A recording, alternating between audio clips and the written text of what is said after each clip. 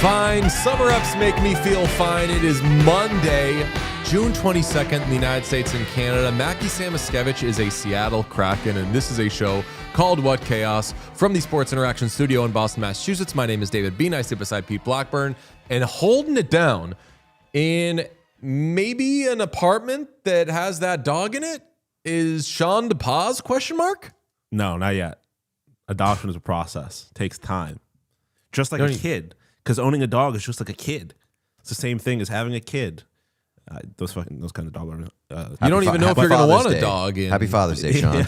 Thank you. But no dog in the apartment yet as of right now. Baby still has her piece. She's over making noise somewhere, but no, it is not across the finish line yet. Damn. Well, but it's happening. I would certainly like to think so. I've set myself up for massive disappointment if it doesn't happen, because I'm certainly operating under the assumption that it's going to.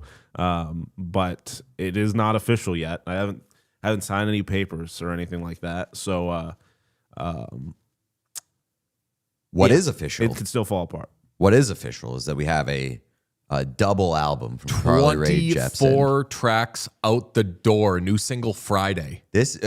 Truly, like every Carly Rae Jepsen is a double album. It's just separated because she does A sides and B sides. But this is big news, folks. And now she can stop posting like the fucking serial killer that I hope she is not.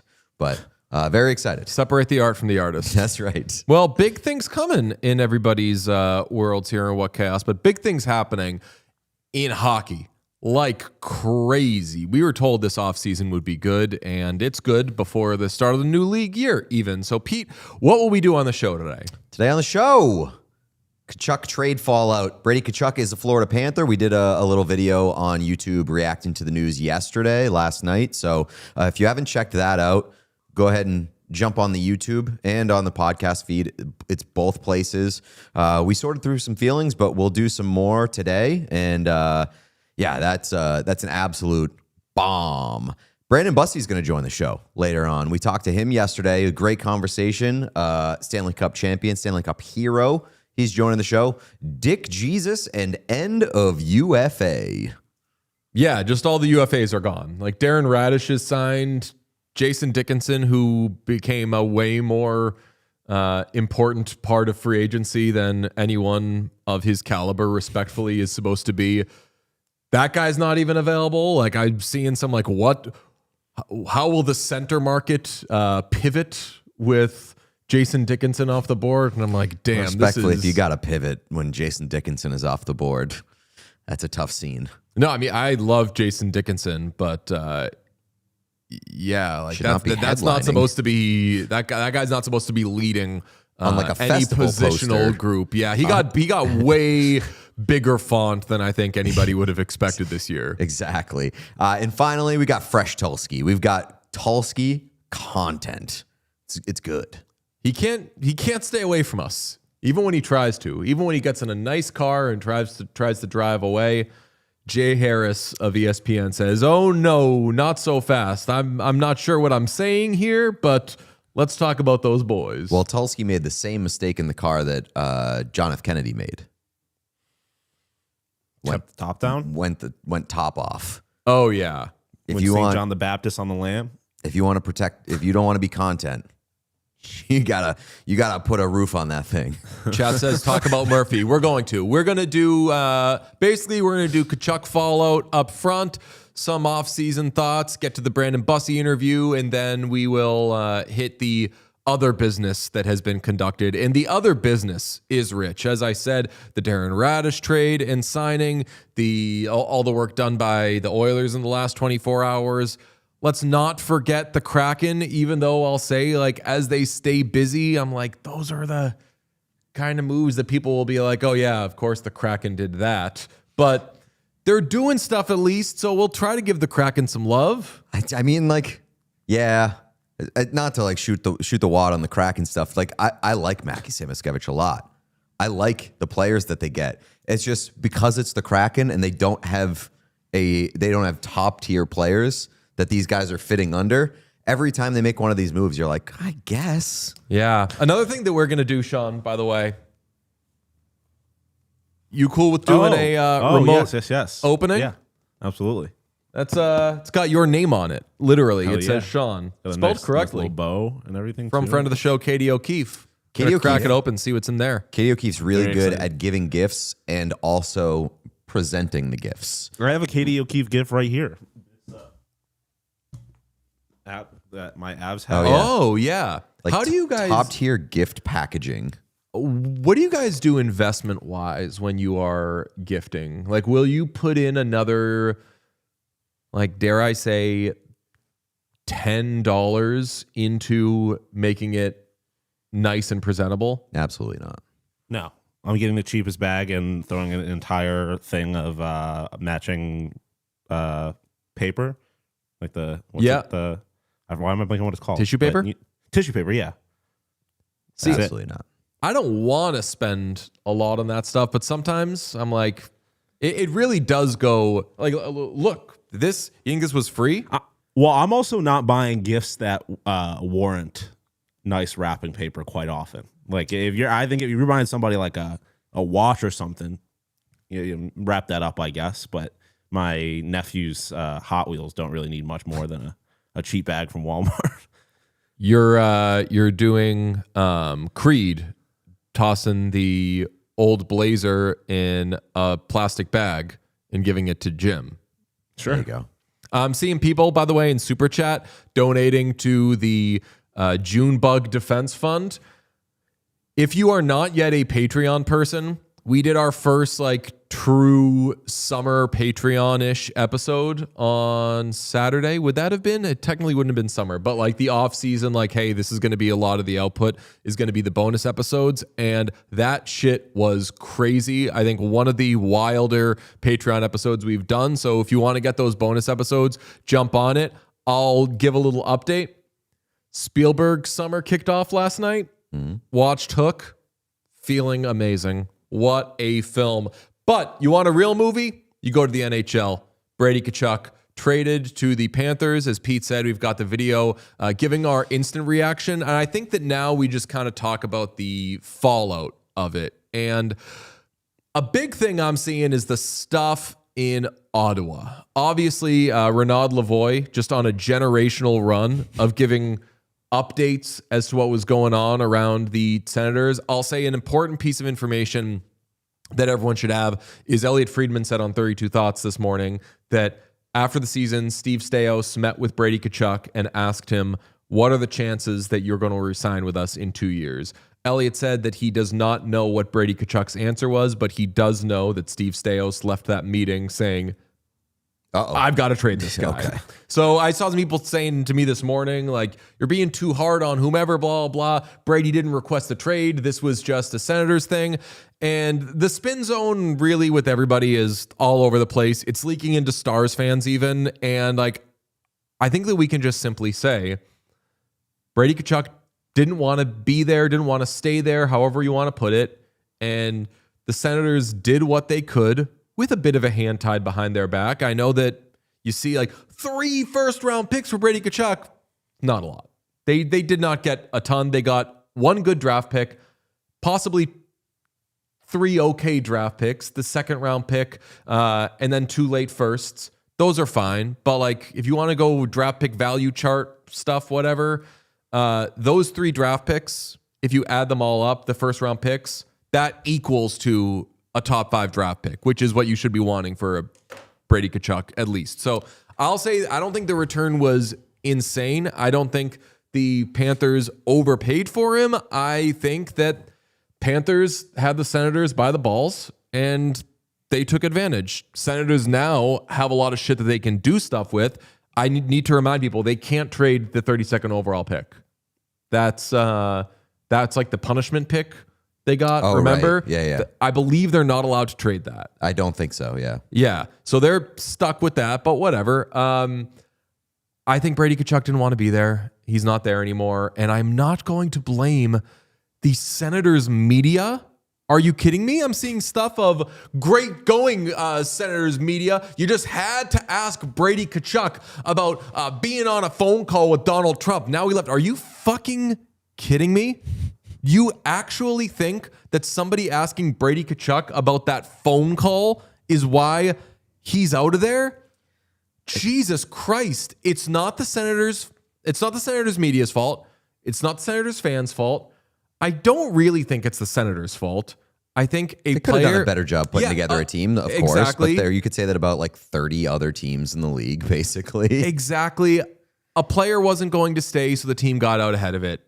It's shocking, but it's simple. Here's I have a lot of complicated feelings about all of this because I really I don't blame anybody in this situation. Like, I don't blame Brady Tkachuk for wanting to go play in Florida. There's so many reasons why you would. Seems like a cash There's so grab. many reasons why you would want to go play in Florida. Like, your brother's there. That's cool. The weather's great. It's a no-tax income state. They're a contending team. There are so many reasons why he would want to go play in Florida. It's been a struggle in Ottawa. The Canadian market of it all, if you want to throw that in there. I don't blame Brady Tkachuk. I do think that you can make it to be a poor reflection on Brady Tkachuk, and I raised a few of these points yesterday in the reaction video. Like, I think that the narrative that's going to attach itself to Brady Tkachuk, and I think that the lasting sort of feeling about how this is all played out is going to be, number one, that Brady Tkachuk is not a number one. Like, he is not a number one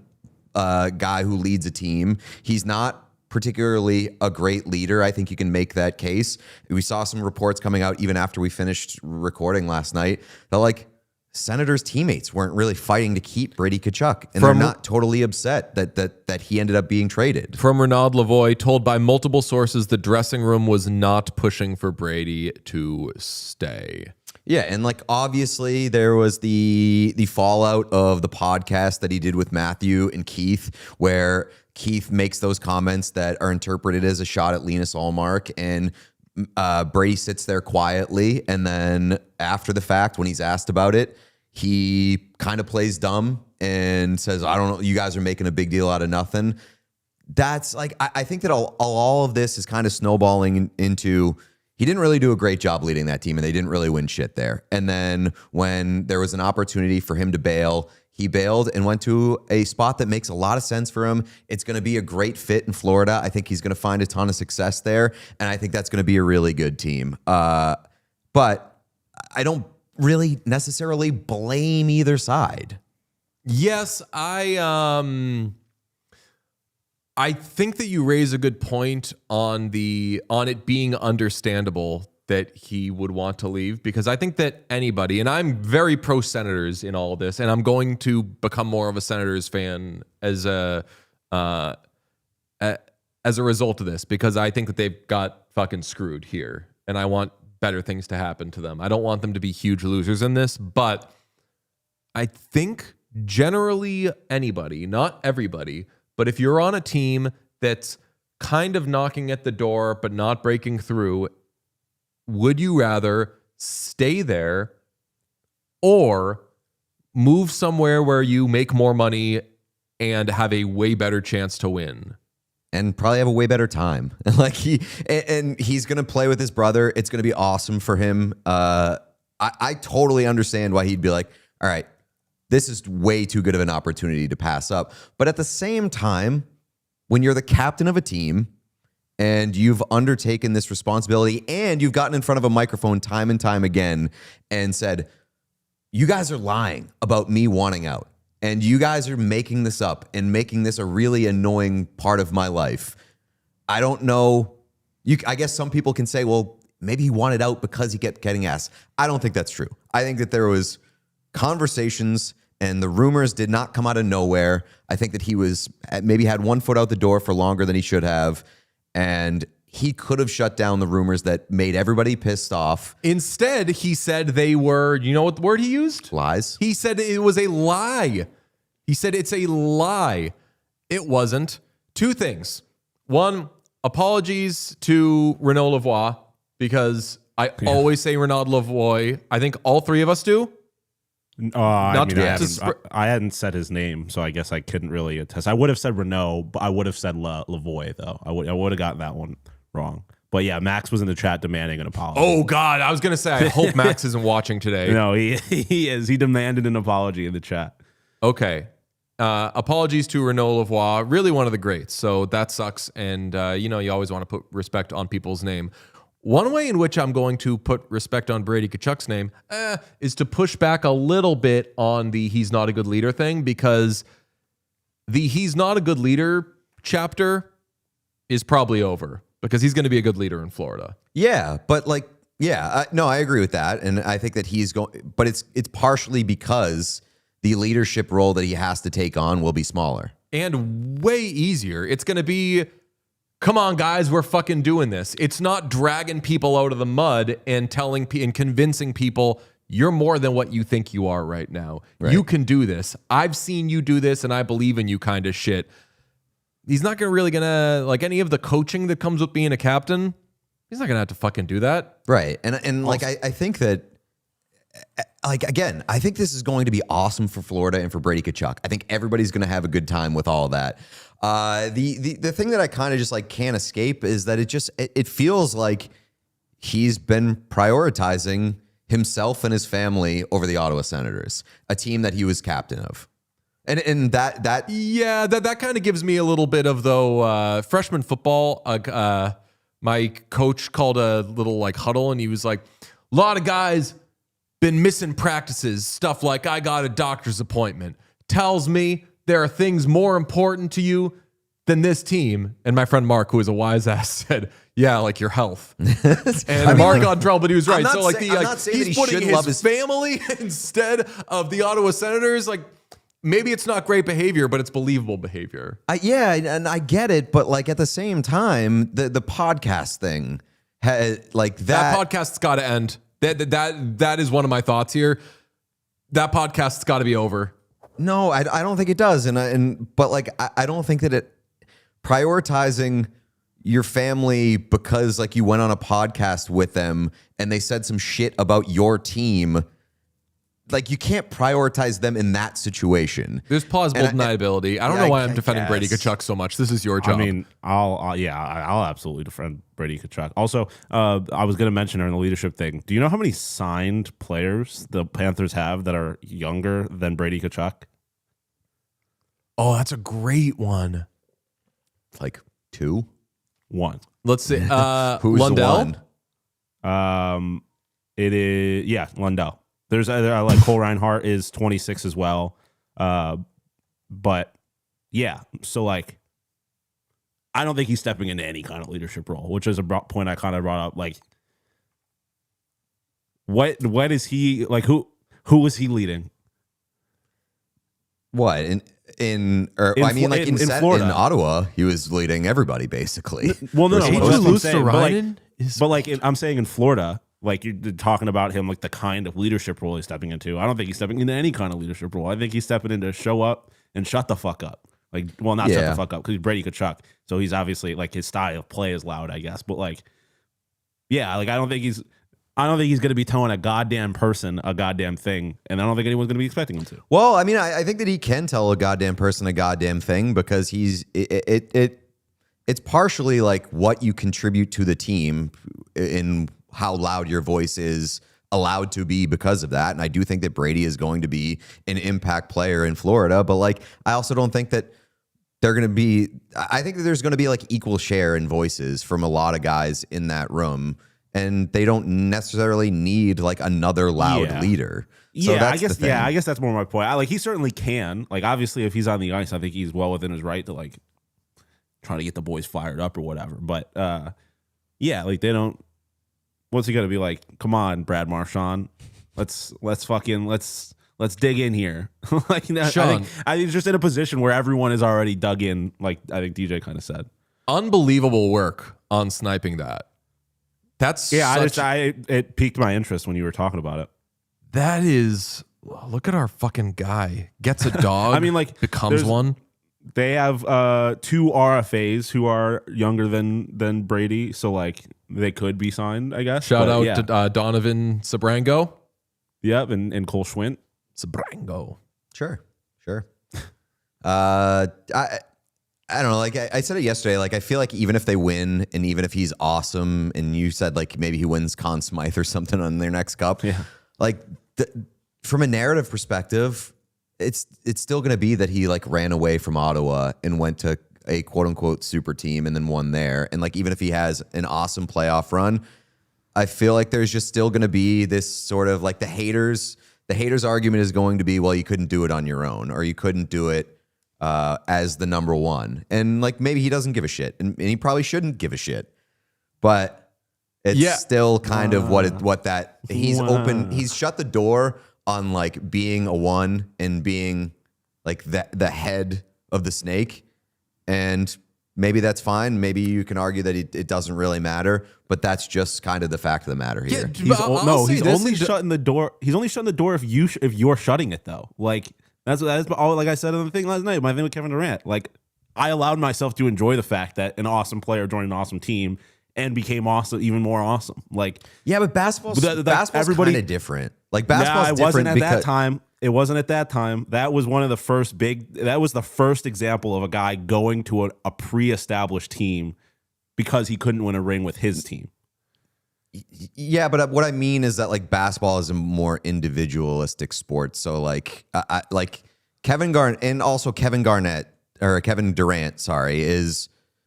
a much different tier of player than Brady Tkachuk. That part, Kevin Durant is one of the best, most elite basketball players like ever. And Brady Tkachuk is a very, very good, like borderline elite, but probably not elite player.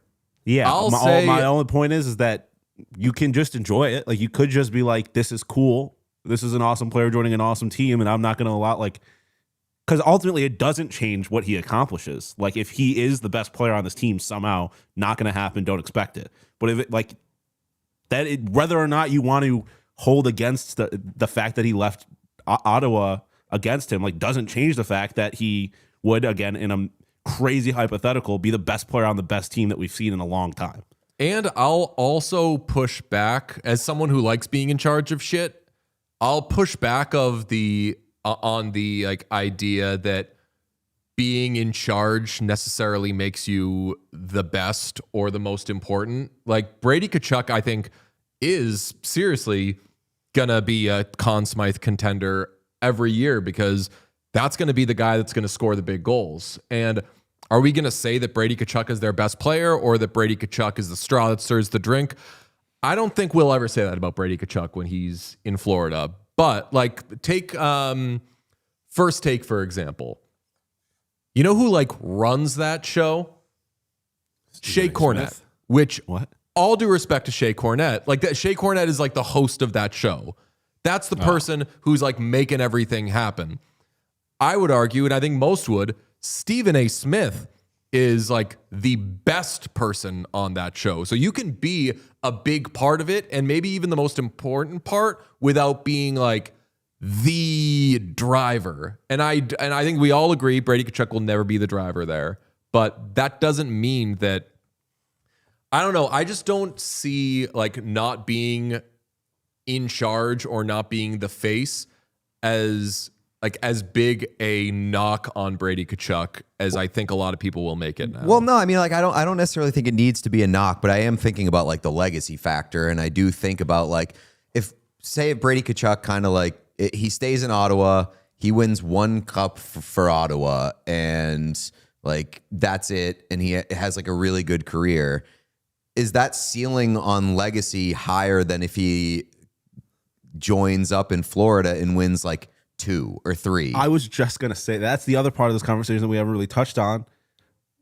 He wasn't accomplishing jack shit in Ottawa. Like, what evidence do we have to believe that was ever going to happen? And so, like, even if he is the 5th best player on a team that wins 2 Stanley Cups over the next 5 years, I think that is way more than he was going to accomplish being like a cult hero in Ottawa. Like, good for you. Like, I don't know. I think he would. Obviously, he certainly would rather have the cup, but like, I think the ceiling on his accomplishments is certainly significantly higher in Florida. And like, does anybody actually? I was gonna say they probably do. Like, does anybody disparagingly look at Phil Kessel's career? No, but like I mean, like where like he was drafted 5th overall. You think you're gonna get a face of the franchise type with that, and he becomes a great scorer who experiences a couple of stops before he ends up being like a goated third line player. Is that what HPK was? That the third line, Yeah. second? Yeah, like an amazing third line player, and is a multi-time Stanley Cup champion. But also like I don't think that he ever profiled as the player that like you build your team around. And I mean, like I know that teams tried to, but like he's just not. And he also is way more likable. But that's like, what Brady Tkachuk is, though. Where like I think Brady Tkachuk is closer to the type of player that you think that you can build around. He's definitely he plays with an attitude, I think, that is more infectious. I mean, Phil Kessel was never named a captain of a team. Oh, no, he was not. Yeah, and I don't think he even particularly came close to being named a captain of a team. And in fact, he was probably named captain of a team by a team trying to keep him, and the team that drafted Phil Kessel at the end of his entry-level deal was like, you're not having a blast? Awesome.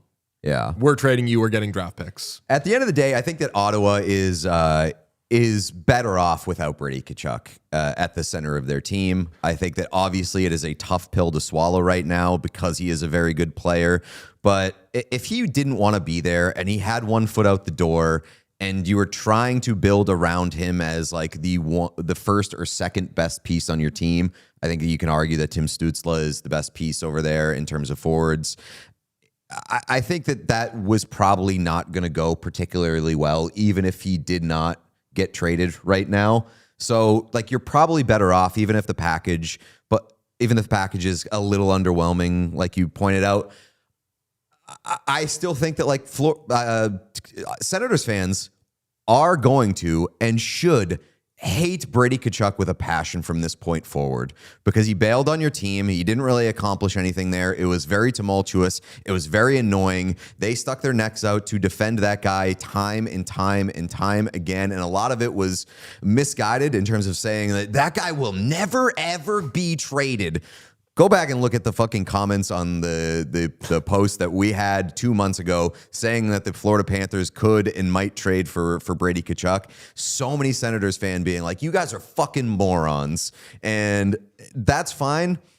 But there was a lot from Senators fans saying that like, this is completely media driven. This is completely false. You guys are stirring shit up for no reason. And that guy turned around and made you look like fucking idiots. And that's why you should hate him. And go ahead and goddamn, it's going to be pretty electric to see the city of Ottawa root against Brady Tkachuk for a long, long time. Is it not? Do you think it's an important distinction to make that he like is Ottawa a city? Yes. Oh yeah. Yeah. Okay. Cool. Oh yes. It's in Ontario. That's true. Yes. Yeah. Is it an important distinction to make that like, from my understanding, he didn't request a trade. Like he had a meeting with ownership or with management or whatever, made it clear that he wasn't going to resign, and they chose to trade him now as opposed to trying to do it later or doing it at a deadline in a year and a half. Like, what? Like, was he going to be obligated to re-sign there, or if none of this happens and we get to free agency and then he just dips out at free agency? Is he like free of criticism then?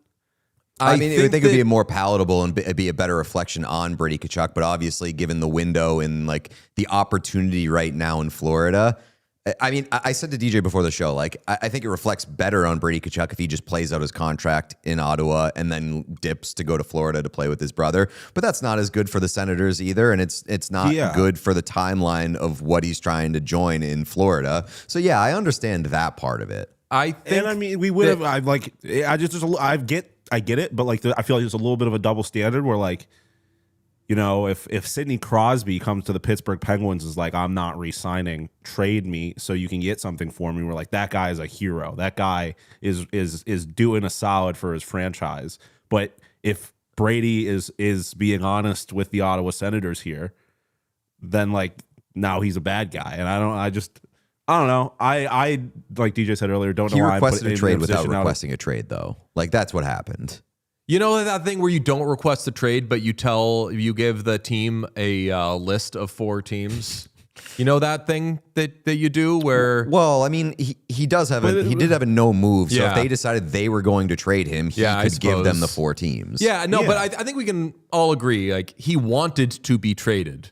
even if he didn't request a trade because he wanted to leave. She wanted to I think leave. he wanted to leave. leave. I don't. Well, he wanted to leave, and his teammates may have wanted him traded. Yeah, well, that's the other part the too. That might biggest be thing worse. I've been Everyone trying to- else, that's the biggest if thing I've everyone been else trying to wants get him in out. here. I think the Senators rightfully were like, we can't do this any longer. We can't have this going. Like any of the remaining seasons that we keep Brady Tkachuk, if it's for a year, if it's for 2 years, those are guaranteed lost seasons.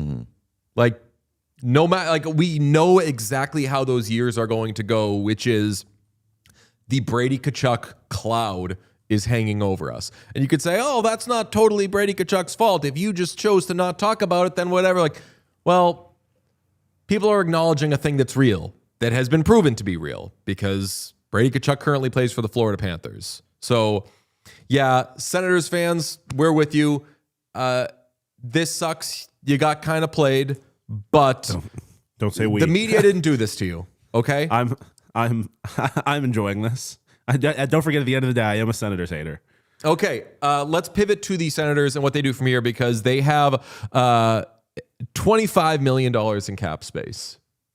I'm just kidding. No, I'm serious. They actually have $25 million in cap space. I was going to do a fake out where like you believed they'd have $25 million in cap space. They actually have $25.183 million in cap space. And it's not like they've got a lot of guys signed. They got 11 forwards signed, 6 defensemen. Famously, Linus Ullmark is under contract. So they've got a few contracts they got to figure out. But by and large, tons of cap space, tons of draft picks. They can't offer sheet with the picks they got, but they can definitely use their own picks to offer sheet. They've got the 9th overall pick. They got the 25th overall pick. They could move up using those. They could package those. A lot of stuff about Jason Robertson. Shout out to Chris Johnson for pointing this out on his podcast. The Jason Robertson Ottawa Senators thing doesn't make sense. In what sense? They're going to offer sheet someone who has been taking short contracts to almost get to unrestricted free agency, is 1 year away from unrestricted free agency, and now he's going to sign a long offer sheet to go to Ottawa.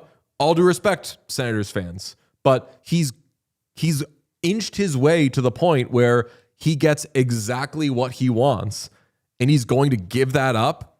He's going to, quote unquote, fumble that at the 1 yard line. I think Jason Robertson, whatever he does next, unless someone comes to him where he wants to be with a massive contract, I think he's just going to be like, let's go short, baby. Get me to free agency, and I will handle it from there. So I don't think that makes sense, but I do think offer sheets make sense, and we do think this is like the most likely offer sheet summer. I think, and there's no reporting on this, but I think we got a taste of it with the Mackie Samoskevich trade yesterday, because the return was very, this is what you'd get in an offer sheet, but we're moving it up a year.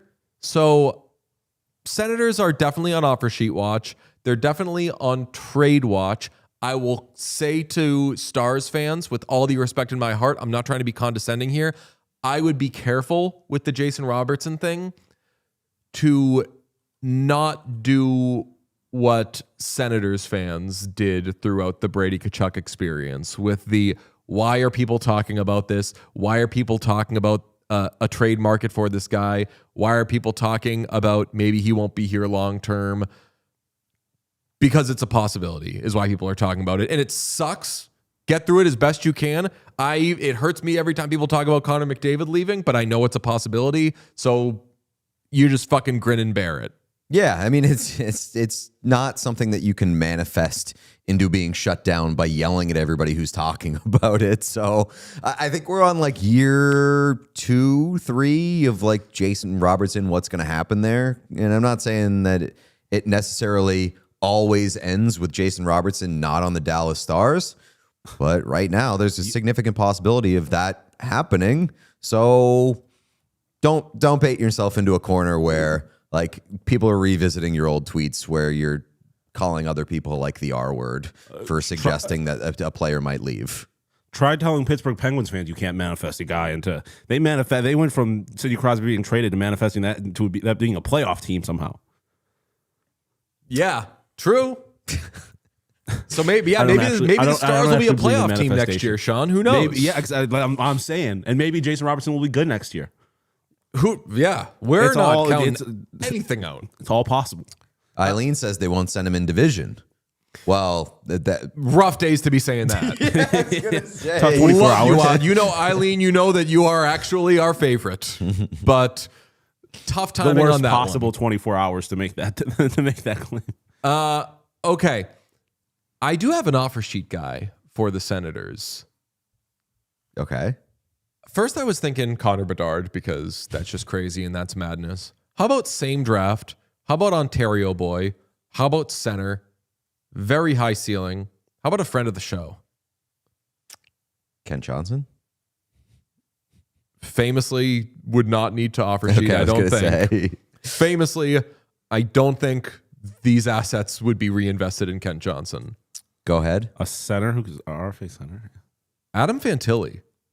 Oh, What about going out and throwing a Same fucking team, at least. bag of Ruski at Adam Fantilli?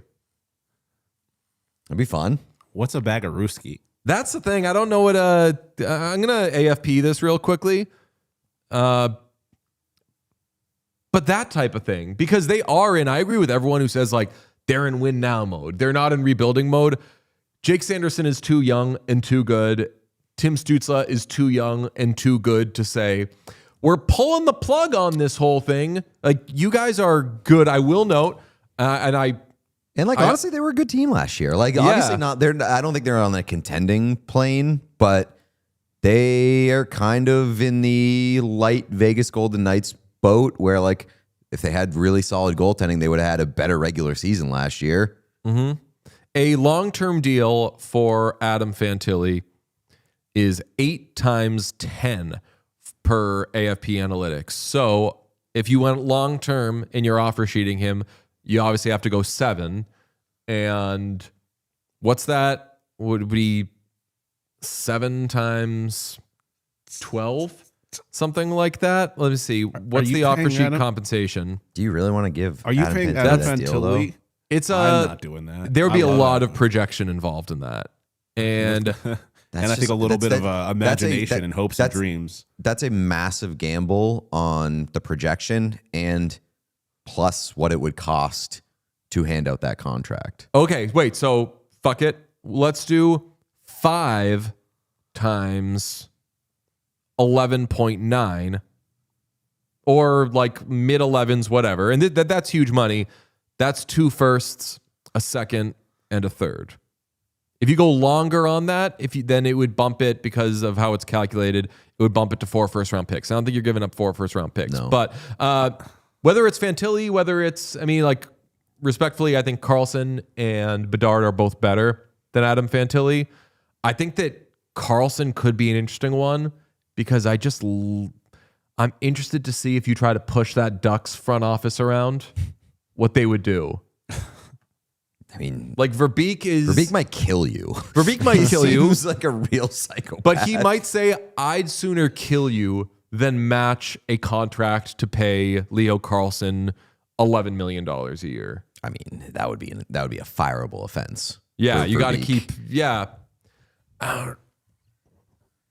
I don't know, but we have the table set for a fascinating offseason, and I think that based off of where we are right now, like this shit is already more interesting than last year. yes. Oh, yeah. Way, way, way better. Welcome to the craziest offseason. We'll be hitting more offseason stuff shortly in this show, but we do have fresh Tulsky because the Carolina Hurricanes celebrated their Stanley Cup victory with a parade on Saturday. We'll talk about it in just a couple of minutes with the great Brandon Bussi. We got fresh Tulsky, okay? Tulsky riding in just a limo. Was this during he was in instead of a bus, he was in a limo? Is this what we're It was getting? a convertible. Oh, I'm limo. I don't know cars. I'm not a car guy. Oh, yeah. And he famously cannot hear you. He is the coolest. What a legend. Amazing. Now, for even fresher Tulsky, or I guess it was the day before, he went on SportsCenter with Jay Harris, and Trigger warning for people who have a tough time watching hosts who seem like they are just reading the questions for the first time and have no idea what or why is happening in their own interview. I want to show you this. Some Hurricanes fans were tailgating, Eric, dressed as you. And then you joined them. Some Hurricanes Tell us about this experience, what it was like, and A lot about of Carolina us fans in in here. general. Yeah, I mean, the experience it's really strange. I did not go to grad school in chemistry imagining that someday there'd be a parking lot full of people dressing like that. Just do not know how I ended up here from where I started, but it's been wild. The fans are great. I mean, I get asked a lot, by people with other teams and in other sports, like, how do you do that? How do you, and our fans are great. They're so supportive. They're so positive. I love getting out there and being part of that and being able to support them and make sure that they have a good time and go home feeling like, they got to experience something. And, it's our tailgate experience is incredible. And just being out there and being part of it's really fun for me. Very cool. The very cool to cap Very it. cool. Thank you, Kanye. Thank you, Kanye. Very cool. God damn. I Trump-esque. really wish, though, that Tulsky was like, oh, I hated those guys. He's like, I hated those guys and they weren't Hurricanes fans. I love Hurricanes fans. They aren't them. He was like, that was like day 4 of those guys being in my life. And I really wanted it to. Dude, I didn't catch it the first time, but that Jay Harris wraps it with the thank you, Kanye. Very cool. Yeah, very cool. So good. Our guy Jay Harris was out to lunch on that one. Was not sure of that. That definitely had the we've got this picture, ask him about it. And he sees the picture and he's like, talk about this, please. Yes, yeah. Oh, man. Yeah, you could see Tulsky's face, though, when he was asked about it. He was like, oh, shit, this picture has caused me so much distress in the best time of my life. I hate this. I'm pretty sure it was not a long hit either. No, that was like 25% of the Yeah, hit. that was most of it. They were like, so, what does a general manager do in hockey? Some Hurricanes fans dressed up like this. All right, and you do science? Talk to you later. Very good. Very cool. Even cooler, we before we get to Bussi, let's shout out the Nick Delorier re-signing. Oh, the gunpoint? Yes. Yeah, Eric Tulsky, you didn't see in that convertible. He had a gun, and he forced Nick Delorier to sign a 2-year contract extension while he was drunk. Are you kidding me? The ethics on that, holy smokes. That was my favorite thing from the weekend. We got into it a little bit with Brandon Bussi, but so we don't have the video of Delorier, right, Sean? No. Okay. We all see over the weekend that at the parade, Tulsky says, we had some free agents and not all these guys are signed. Like, until now, Nick, come on up here. And he signs the thing. They hold up the pen and he yells 2 more fucking years. And that was one of the coolest things I've seen happen at a parade. But even cooler than that was some people, I don't think a lot, were like, you're making him sign a contract when he's drunk? Eric Tulsky, you seem sober. You taking advantage of this guy? Have you tricked him? Did you slip him a Mickey and then make him sign a contract where we're all like, I didn't think Nick Delorier was getting a 2-year contract. Yeah, I mean, so does anybody think that Nick Delorier woke up the next morning, the morning after the parade, hungover as shit, and was like, God damn it, I have a job for 2 more years at almost $1 million per? What? Who did this to me? some reporter, I forget who, but they were like, didn't think it would need to be clarified, but this contract was agreed upon before the parade and was signed. That was not the real contract. That was the, you have to go to summer school, so you're not really getting a diploma, but we will slide a piece of paper in this folder so that you can pretend with your friends and take pictures. Yeah. Although, if this were a Vegas thing, they could have just annulled it. They could have been like, we were all drinking. What happens in Vegas? One last Vegas thing I did want to hit on the USA thing. Like, do you think more players, more star players from that USA team do start to ask if they can go to some of these teams? Like, do we see a Jack Eichel maybe ask to go to Florida or Vegas?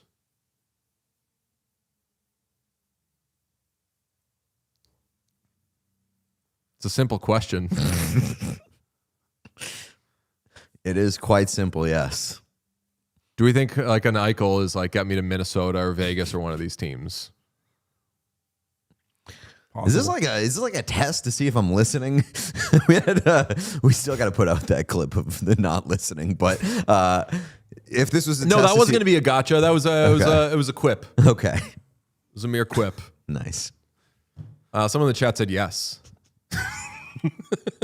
Jack Eichel wants to go to Florida or Vegas.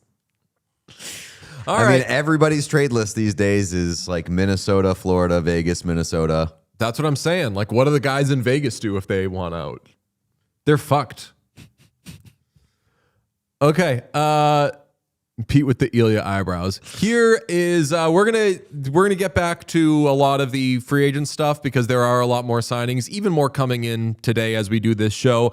Here is our conversation with Brandon Bussi. Joining us, Stanley Cup hero Brandon Bussi. Brandon, we called you a lot of things over the course of the season. A great story, all these things. Did you think that at any point in your first NHL season, you'd be a Stanley Cup champion and a hero? So if you told me a few years ago, I'd probably say you're crazy. But honestly and truthfully, yeah. I mean, our locker room, we thought we had a really good chance, right? But then obviously when it happens and you lift in the cup, it feels surreal, and it still does. It hasn't felt real this whole time. It's felt like a dream. So we're fortunate that we had the opportunity and our group was so close, and it's special. We will be together forever. Our team will stay, 20, 30, 40 years from now, we'll be having reunions, and we're bonded by something very special. You're still in the throes of it. How was the parade? Oh, it was unbelievable. Like the turnout from our fans. They've proven that Raleigh and Carolina is a hockey city, and they love the sport. Their support for us all year. We have the loudest building in the NHL. People think I'm biased by saying it, but no, like, you come to a game, you're in for a real treat. So we can't do it without the fans and their support. So their turnout for the parade was beyond what anyone could dream about. Who was on your bus? I had Svechnikov, Nikishin, Kochenkov. I missed someone. Carrier, Delorier. I think that's it. Boy, I hope I'm not missing someone. But we had a great bus. We had a lot of energy. We were the first bus of the four of the team, so we were trying to set the tone. I was going to say, I mean, you said Delorier's on there. You have a lot of energy on that bus. You didn't have to do shit the whole time. I saw some videos of you. You're waving to people, just having like a really good time. Let that guy do all the weird shit. I feel like my waves started getting a little stiff. I was doing it the whole time. I was looking at my form. I needed to work on it. But how about that Delorier story for our parade, huh? Is unbelievable. We did a lot of talk of like who's going to be the MVP of the Cup celebration. I said Martinook before like it all started, and then we had to like acknowledge that Delorier is just fucking killing it over the last few days, from like the bars to the parade. It seems like he's the standout. No. No, well, funny enough, I think as a team, our motto's always been pulling the rope, and we all pull on the rope to try and get the job done. And I think this past week, everybody's pulled on the rope. So I don't got one MVP. It's a whole team effort. So, but I was referring more to D'Lo getting the contract there. How about that story? Did you know going in? I saw there was like nobody knew. And at first I was like, people say that shit, but they know for like weeks that like, hey, this guy's going to sign whatever. And then I thought, a lot of these guys might be under the influence of alcohol. So maybe they don't know what's going on. I think you could find a video of that all going down, and you can see me in the background, and I think you could tell from my reaction if I knew or not. But no, he's an Did he unbelievable even guy. know? And just, yeah. Did you? Oh, He did you wakes see? up the next wait, morning and is like, damn, Did you 2 see? years? We're huge fans of people getting mad online. People were questioning, was it ethical for? Did you see this? No. People were questioning, is it ethical that they're having a drunk man sign a contract? And I was like, oh. Hell yeah. This is the kind of discourse I want. And then apparently it was clarified that like the contract he signed had already been agreed to. Like that was a fake thing. They did everything when everyone had clear heads. And also, respectfully, if you're going to Nick Delorier and you're like, you want to play for the Hurricanes for 2 more years after the shit that just happened, what's he going to be like? No, I'm going to drive a hard bargain right now. I mean, it's no secret. And we can tie this into like your contract. It's a weird thing about your job that everyone knows how much money you make. So like when you resign, we're all like, he should get this, he should get this, he should get this. And every time a Hurricanes player signs a contract where like it seems like they left some money on the table. And right now, this would be a whole mess of shit. If you had not signed that contract when you did, you'd have so much noise going on about go chase the bag, go do this, whatever. But you chose to stay. You chose to sign before the playoffs. Why was it so important to you to get that done and stay? Well, I didn't really see a need to want to explore anything, honestly, right? I wanted to be in Carolina, pretty plain and simple. So, I'm not going to go into all the logistics of the behind the scenes and the money because I don't really care what the perception is. I'm making life-changing money that, you know, I'm going to be able to send my kids to college. So I'm not complaining about that. And I was able to sign a contract to keep me in the place I wanted to be after what, playing like 20 something games in my NHL career. Like, so some would say I'm playing with house money at this point. It's a good hat, brother. We didn't know what the fuck it meant when we first saw it in the pro shop. And then a couple days later, we learned what it was. And we were like, damn it, we knew we should have got some of them. Could you explain to the folks who don't know what your house money hat is? Yeah, I think house money is a slogan that I've used since, honestly, my last year at juniors. I think that people didn't think that I could accomplish what I have.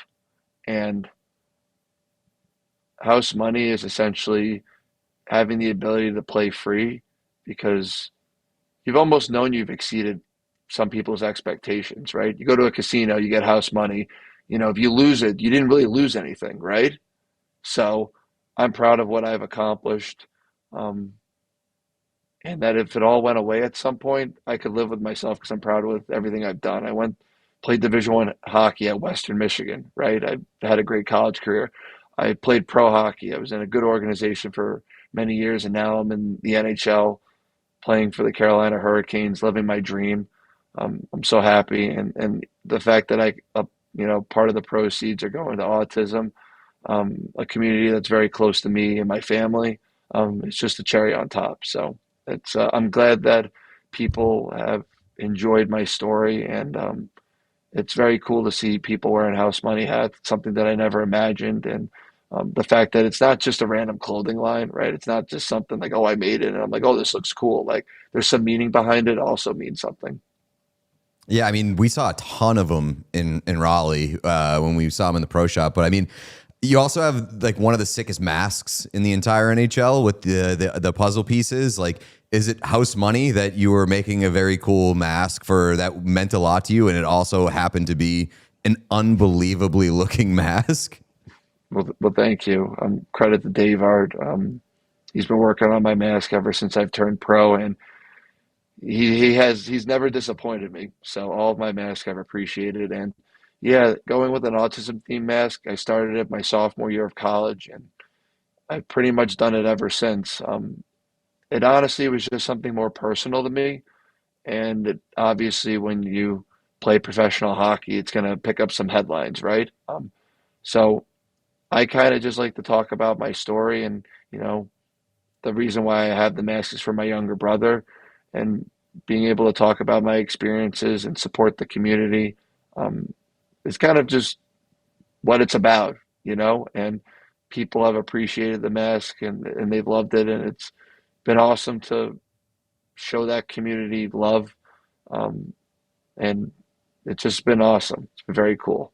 How much love have you felt from the autism community I'm sure since you started making these hats, but how much love have you felt during this cup run and in the aftermath?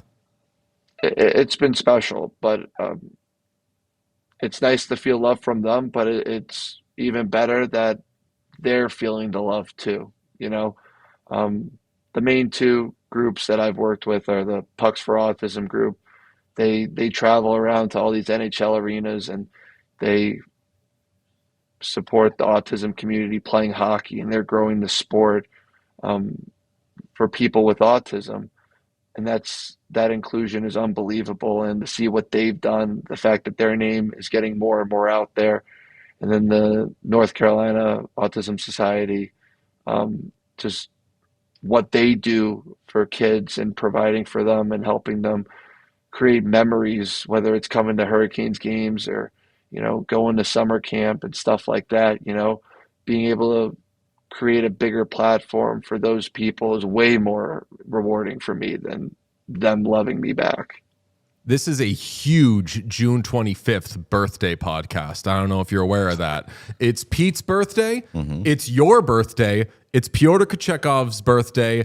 It's Eric Tulsky's birthday. Do you have like some sort of Carolina Hurricanes birthday club thing going on? And also, what do you say to the rumors that Eric Tulsky is only picking players based on his birthday? If that's the reason he brought me here, I guess, that's a good thing. House money. Was the main cause. That was the main cause. Yeah, it's just funny how it works. I've always said growing up, June 25th is the best birthday because it's exactly halfway to Christmas. So that's what I always say. Yeah, hell yeah. Yo, we are making a quote card out of that. I've always said growing up, June 25th is the best birthday. We're going to drop that on Instagram on June 25th, and everybody with that birthday is going to be going off. When did you find out that you shared a birthday with like half the Hurricanes organization? Actually, pretty early. It's a funny coincidence, right? But I'm going to be honest with you guys. I'm not really planning on celebrating my birthday this year. I got a lot of things going on over the next month, and obviously what's just kind of happened this past week. I think my birthday might hit the back burner this year, so I'm going to need a break.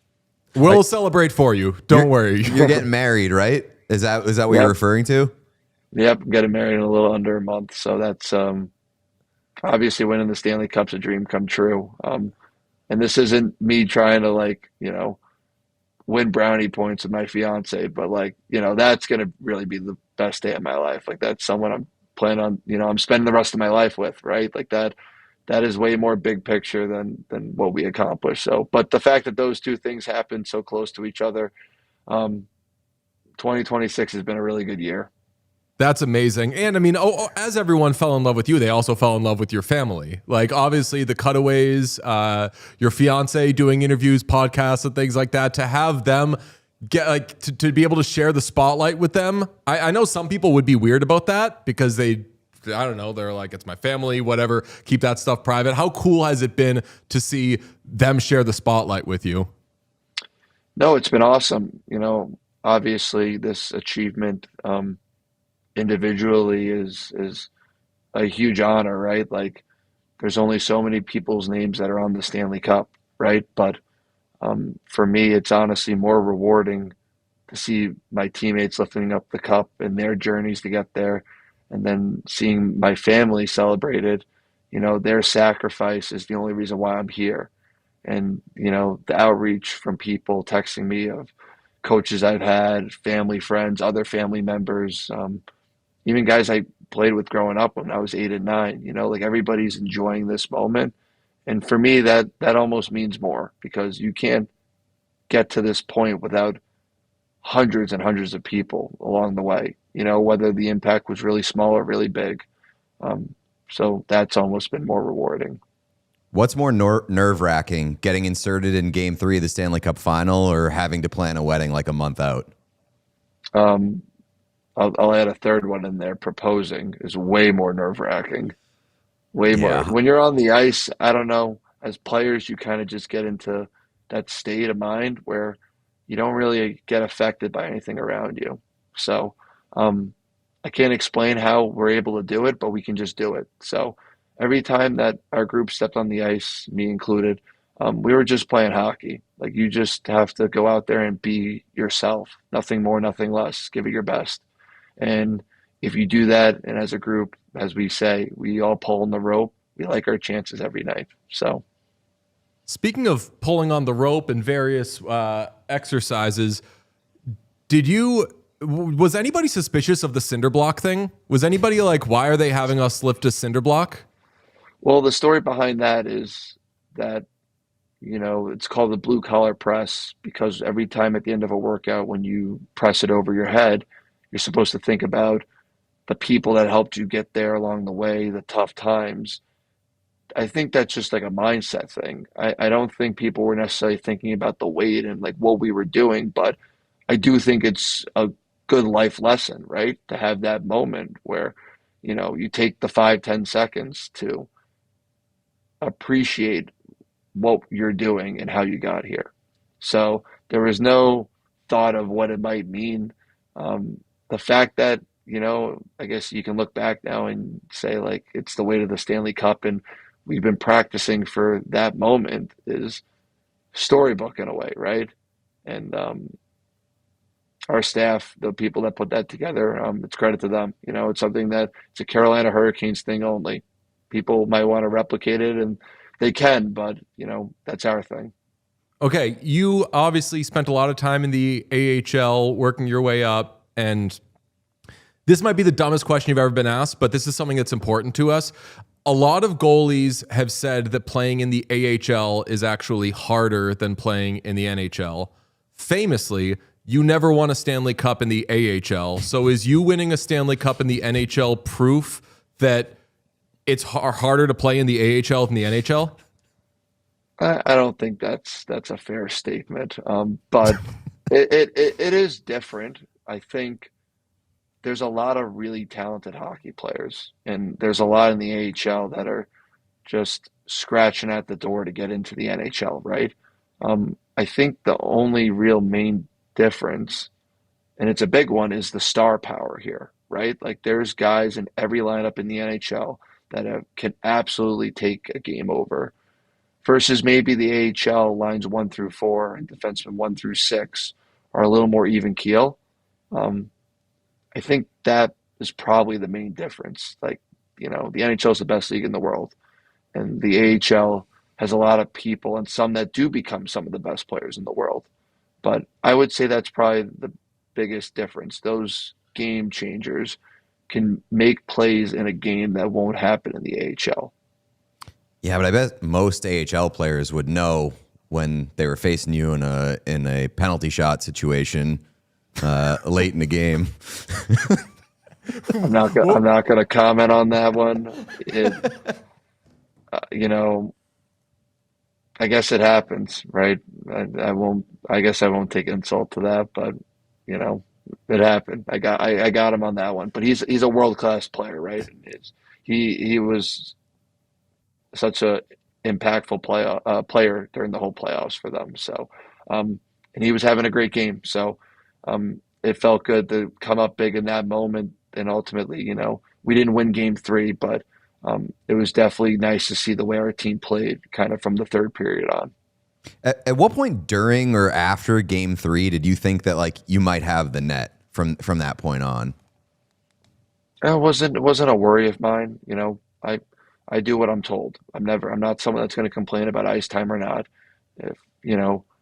And I also wasn't rooting to go in during any of these games. Like Freddie was playing great. He's the major reason why we won the cup. I won 3 games out of 16. Like I appreciate people wanting to talk to me, but I was pretty a small big games. part. They were big games, but I had to do it for 3 games. He did it for over 3 series.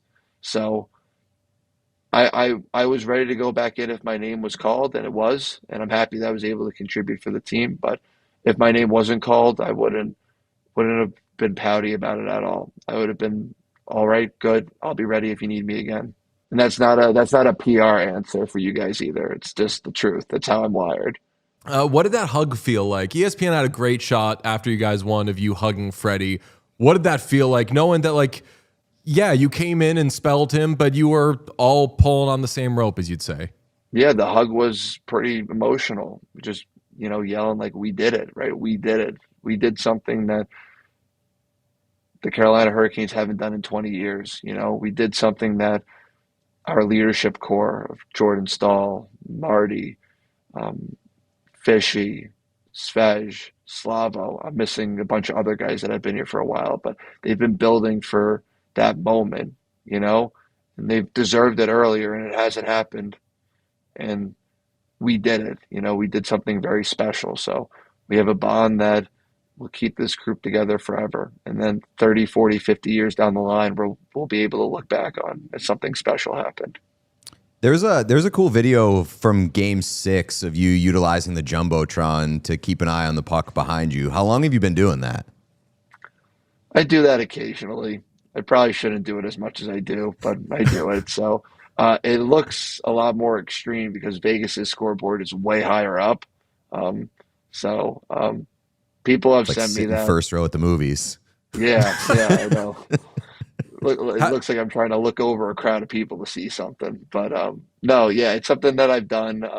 I probably shouldn't do it as much as I do, but I guess I can do that when I have full trust in my team. In the Jumbotron. Like Yes. we were talking about, like, what if they throw that shit on delay for like a couple seconds and you get beat? We'll see if some arenas start doing that to me. That'd be pretty honoring. I'd be pretty honored if they did that. I was gonna say I'd be like fuck, but fair play. Yeah, gamesmanship. I don't even know whose call that would be. Like, would that be a coach or somebody who would figure that out and be like, hey, we're going to do the thing they do in the movie Speed. We're going to loop the video, okay? Once the guy goes behind the net with the puck, we're just looping it. And it's just going to be standing back there like that as people are like decapitating the guy behind the net. You ever see Speed? Yeah, I have not, no, but I'll be looking up at the scoreboard there and be like, man, we've held this puck behind the net for a while. We'll really be playing with it down at the other end because I'm just looking up the whole time. So Game ends, you're still on the ice. Coaches and like different styles of coaches, shall we say, have been a topic in hockey the last couple of weeks. Everything you've said about Rod Brind'Amour has been a lot about like the belief that he's shown in you and the trust that he's had in you. I don't want to put words in your mouth. So like, how would you describe him as like a supportive coach? And if so, how far does that style go with players?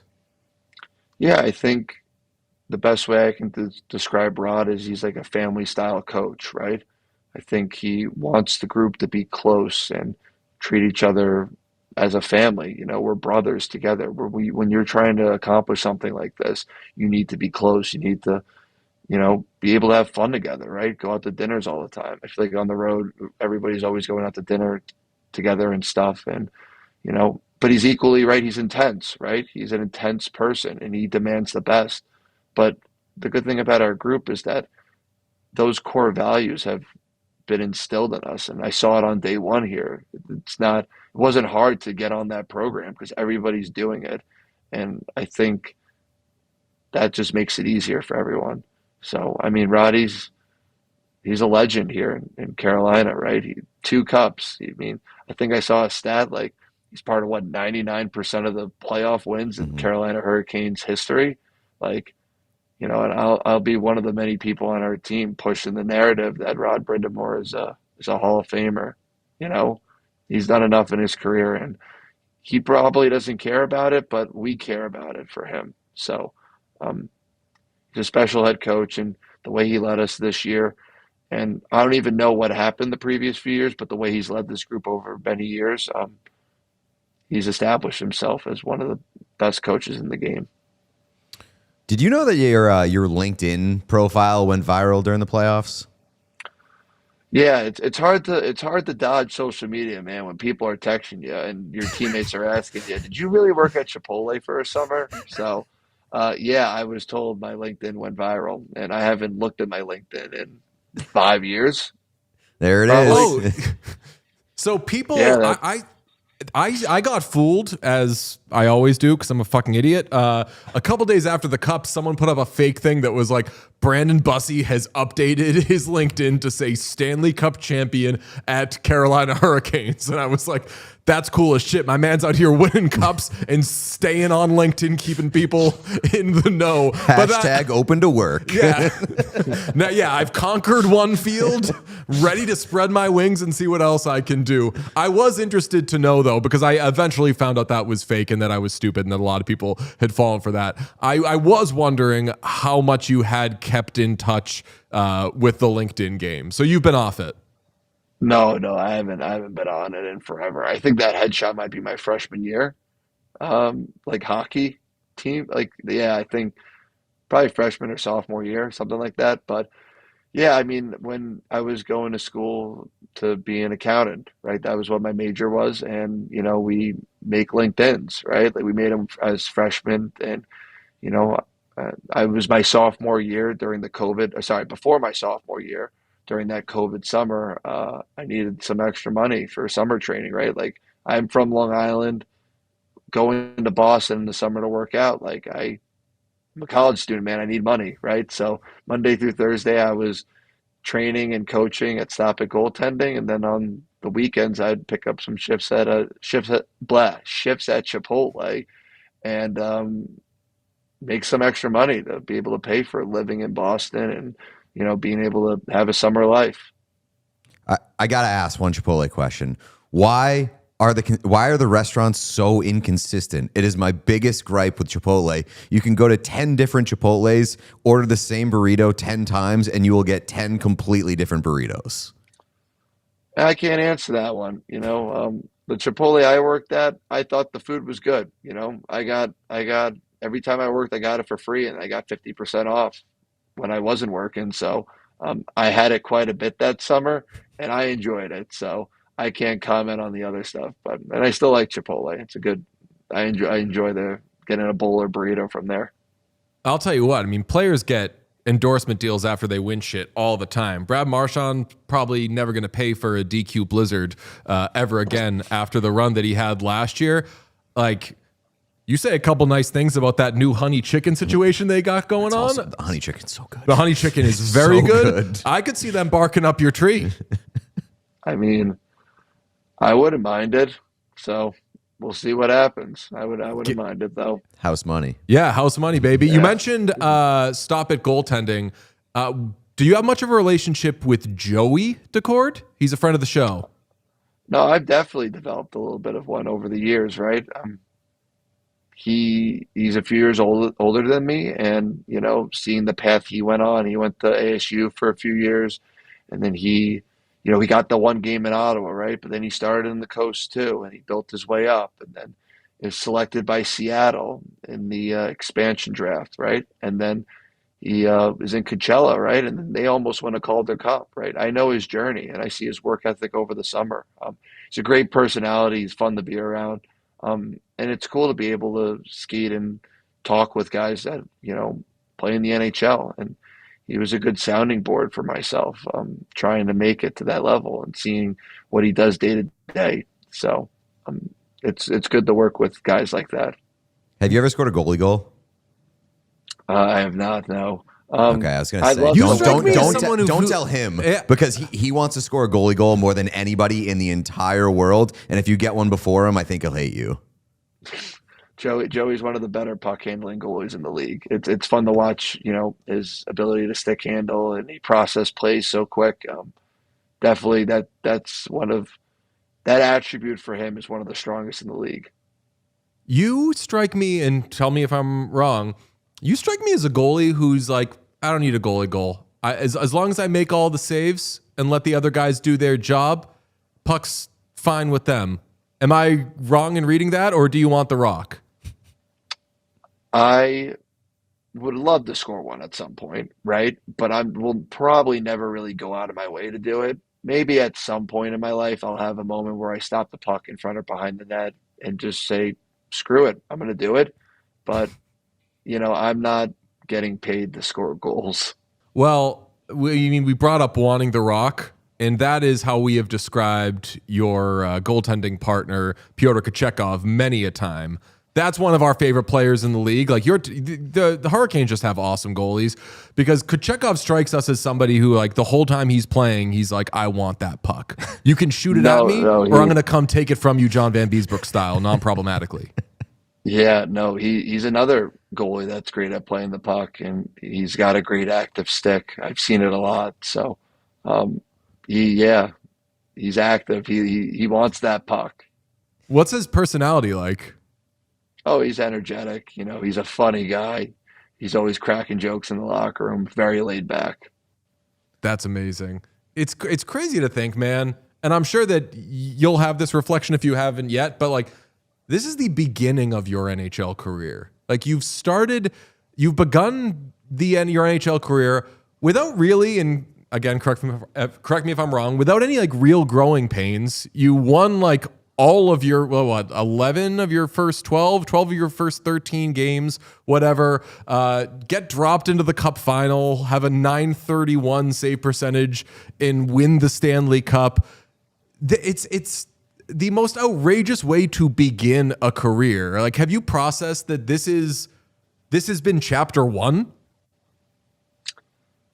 No, honestly, I really haven't. I'm always a day by day person. I'm sure I'll be able to reflect a little more in the summer what happened, but it was a fun year, right? Like it's fun winning games and being a part of this group makes that possible, right? I don't think I looked at, winning however many games and how many total games it was, right? I didn't really look at that as a whole. My job was just whenever I was told to go in the net, I'm going to go out there, give it my all, and try and win the game. And we did that a lot this year because of the group we had. So, going into next year, it's not about trying to replicate anything. It's about one day at a time, right? And whatever game I play, I'm going out to help the team try and win. And right. And the only goal I have is winning a Stanley Cup. I don't have goals on like how many games I play, what my stats look like, how many wins, because that's not, for me, it's not like fair to try and set that because things happen over a regular season, good and bad. So it's all about just, as our strength coach says, try and be 1-0 every day. Damn. Last one. You have the Strut and Stormy on your mask. So you understand that is like one of the sickest logos in hockey. Yeah, no, it's a very cool logo. Stormy's a big face here in Raleigh. I'm pretty sure he was caught streaking in front of the Lenny a few days ago. So, no, it's cool to incorporate those kind of logos in mask and stuff. And, I won't confirm or deny if he'll be on future ones, but he might pop up here and there. I think I don't know if he's going to be on a future mask, but I think you might be wearing him on your chest at a few points next season. Didn't hear it from me. Oh, well, I can't wait. I like our jerseys. Yeah. I think they're cool. I think we're creative. I think we're a little different, right? I'm pretty sure wasn't Carolina the first team to switch to like colored helmets over the white jersey? Oh, yeah, the red buckets, yeah. Yeah, I got shit initially for being on board with those jerseys, but I feel like everybody got into them. And I mean, especially like if you watch a team win and like dominate teams wearing a jersey, you're going to associate them with greatness. So like that jersey, which I think even if it's not for everybody, it's different than every other jersey in the NHL. And I like that it doesn't go with like the same stripe patterns and everything. Like it's creative. It's a reason why like we like your mask. Like you got fucking puzzle pieces on your helmet. That's sick. It's not the same as everybody else's. Yeah. I think, different can be good. Right. And I think I guess that's a good way to describe our team. Like, people have questioned the style that the team plays and people have questioned the pieces that were brought in, right? I'm sure people are very skeptical of me. Like, guys that got brought in over the last few years were probably told from their previous teams that he can't get it done, right? And I don't necessarily want to say we're underdogs because I feel like we were the number one team in the Eastern Conference this year, right? And we had a lot of good players. So I don't feel like underdogs, but I feel like we had some people that were disrespected maybe a little bit. Yeah, there was like a dismissive narrative attached to the Canes for a little bit because of, I guess, just like the wall that they kept running into in the Eastern Conference Final. But obviously that is dead, and you guys are Stanley Cup champions, and it was one hell of a ride. And very, very cool that you were at the center of it, or one of the pieces at the center of it. Very awesome. No, yeah, it was a special year, and it was a lot of fun. See, it was very Hurricanes-esque that Pete caught himself being like, "I'm sorry, I Sorry know for that making you the center I know of I attention." can't say Yes. that anybody was the center of it because, like, I feel like if we said that to any player, if we had Logan Stankoven on, or we had Taylor Hall or Jordan Stahl or whomever, we were like, and you were at the "Fuck center of you, it, they'd dude, be like, I'm not at the center well, of it." no, not really. It was because it was all like, but even getting back to like the underpaid label and everything, you look at the Hurricanes Puckpedia or whatever, and you're like, all of these guys are. Or if you think someone's underappreciated on the team, you're like, everyone on the team is underappreciated. They have put together, and we are such Eric Tulsky fans. We dressed up like him before game 1 of the Cup final. We think it was maybe a little uncomfortable for him, and we apologize for that because it was meant as a celebration. But like he's accumulated so many players who fit together so well, and obviously with a coach who knows what to do with them, that like, yeah, it makes all the friggin' sense in the world that you guys just won the Stanley Cup. Yeah, and that mindset that we all have is not media training, and it's not something that we're told to say. It's just what we believe. That's the best part about this. Like, it's not BS what we're telling everyone. Like, it's what we have in this locker room, and it's why, not to get ahead of ourselves, but we have aspirations in the future for more, right? Like, we don't want this to be it, right? Obviously, there's a lot of hockey that's going to get played up until next year, but we have goals of doing it again. So, why not try and leave it out there and do it? Well, I mean, it's an amazing season that you've had, and obviously an amazing cup run. And now I think about, like, teams are always looking for goalies, and now it's going to be like, who's the next Brandon Bussi? How can we get the next Brandon Bussi? Or how can we give that guy who's put in the work, shown he can do it, is ready? Like, do we give this player more of a chance than maybe we would have given guys in years past? So, like, you've made your mark on the NHL already. And as we said, this is just the beginning. So we can't wait to see more of it, man. Huge congratulations and continued success. And have a good birthday, have a good wedding, have a great summer. Yeah, thanks, guys. I appreciate the time. This one was a lot of fun. Brandon Bussi, what more can you say about that guy that the chat was not saying during it? Like, maybe the best chat performance during an interview, which, by the way, that was not live. What? A hallmark of us playing interviews is really it's young gritty stirring shit up, trying to Fellas, is this live? Is this live? begin a debate as to whether or not it was live. But Brandon Bussi, I mean, you want to talk about locked in, endearing. That guy is like, yeah, I want a cup, and that's awesome. Shout out my fiance, though, and new season starts in October. Yeah, Let's go. I know. I did want to shake him and be like, brother, you just won the Stanley Cup. Your birthday's in a week. You're getting married in a month. Enjoy it. Live in the moment. I think he's enjoying it, and but I think he's like, yeah, this is a thing that I can do, and I'm going to do it as long as I can. And what's next? Like, I don't think that he's. I don't think you're suggesting this. Like, I don't think he's like taking it lightly or disrespecting the gravity of the moment. But he's like, yeah, live 1 second at a time. Shout out my family. I love my fiance. Journey starts again in September. Yeah. I would not be thinking about September until probably September. Plus, I only played 3 games. Yeah. Don't I'm ask fresh. which 3 games I'm they fresh. were. Didn't matter. I could go again tomorrow. We do have some Brady Tkachuk updates because Steve Staios is speaking right now. The general manager?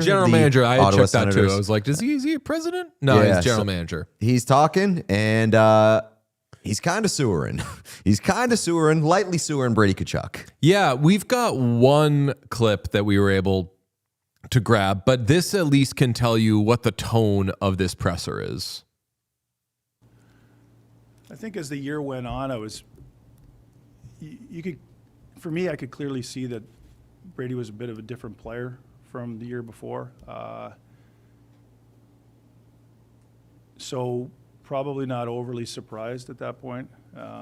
Did I wish it was different and we could find a way to move forward? Of course. I mean, he's a good player, and but that wasn't the case, and we moved on.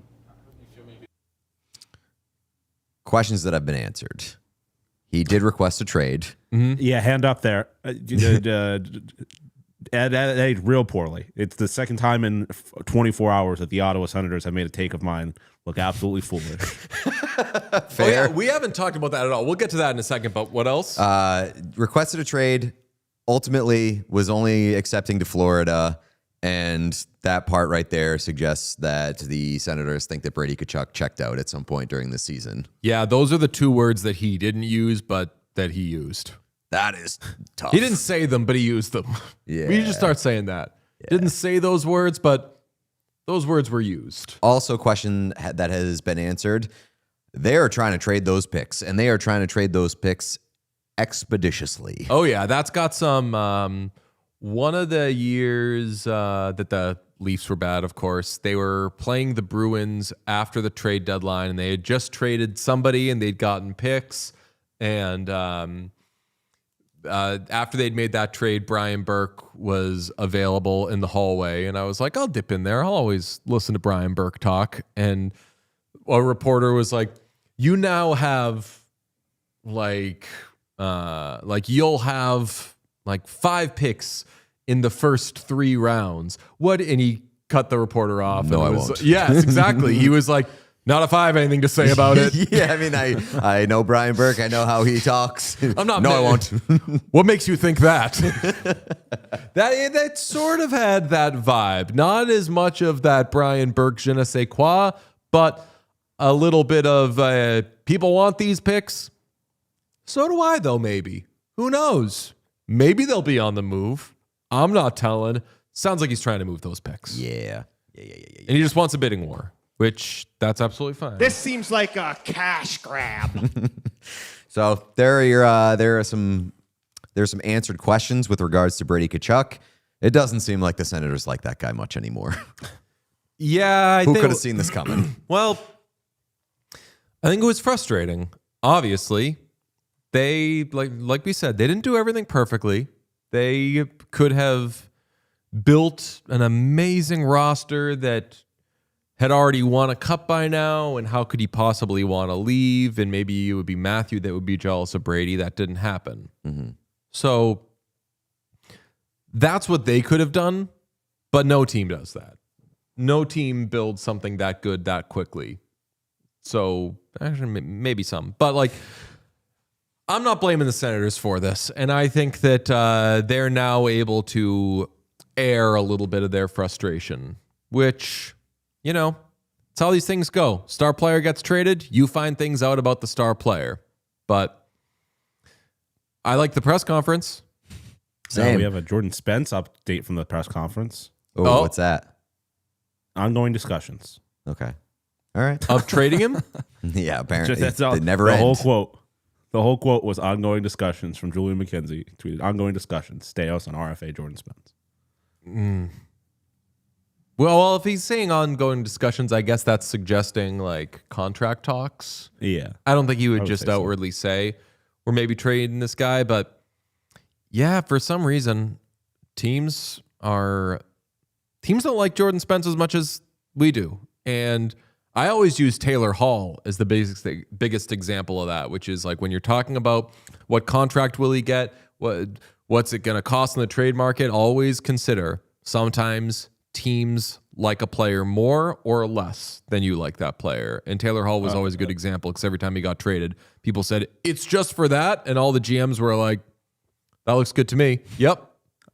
Julian McKenzie updated that tweet. He responded to his own tweet with his editorializing, which, I understand, is kind of vague. So he tweeted ongoing discussions, and then was like, I get it. It's vague. Hand up. I did see this. The NHL follow tracker did reveal that the Ottawa Senators unfollowed Brady Tkachuk's wife before unfollowing Brady Tkachuk. Maybe they think that they have a chance of getting Brady Tkachuk back down the road. and that some things would change, and that maybe they're maybe they're doing the classic guy move of blaming his wife, being like, there was a falling out with Brady Tkachuk, nothing to do with us, nothing to do with him. Just, family stuff. And it would be wild if the family member of Brady Tkachuk that caught shit for all this is his wife.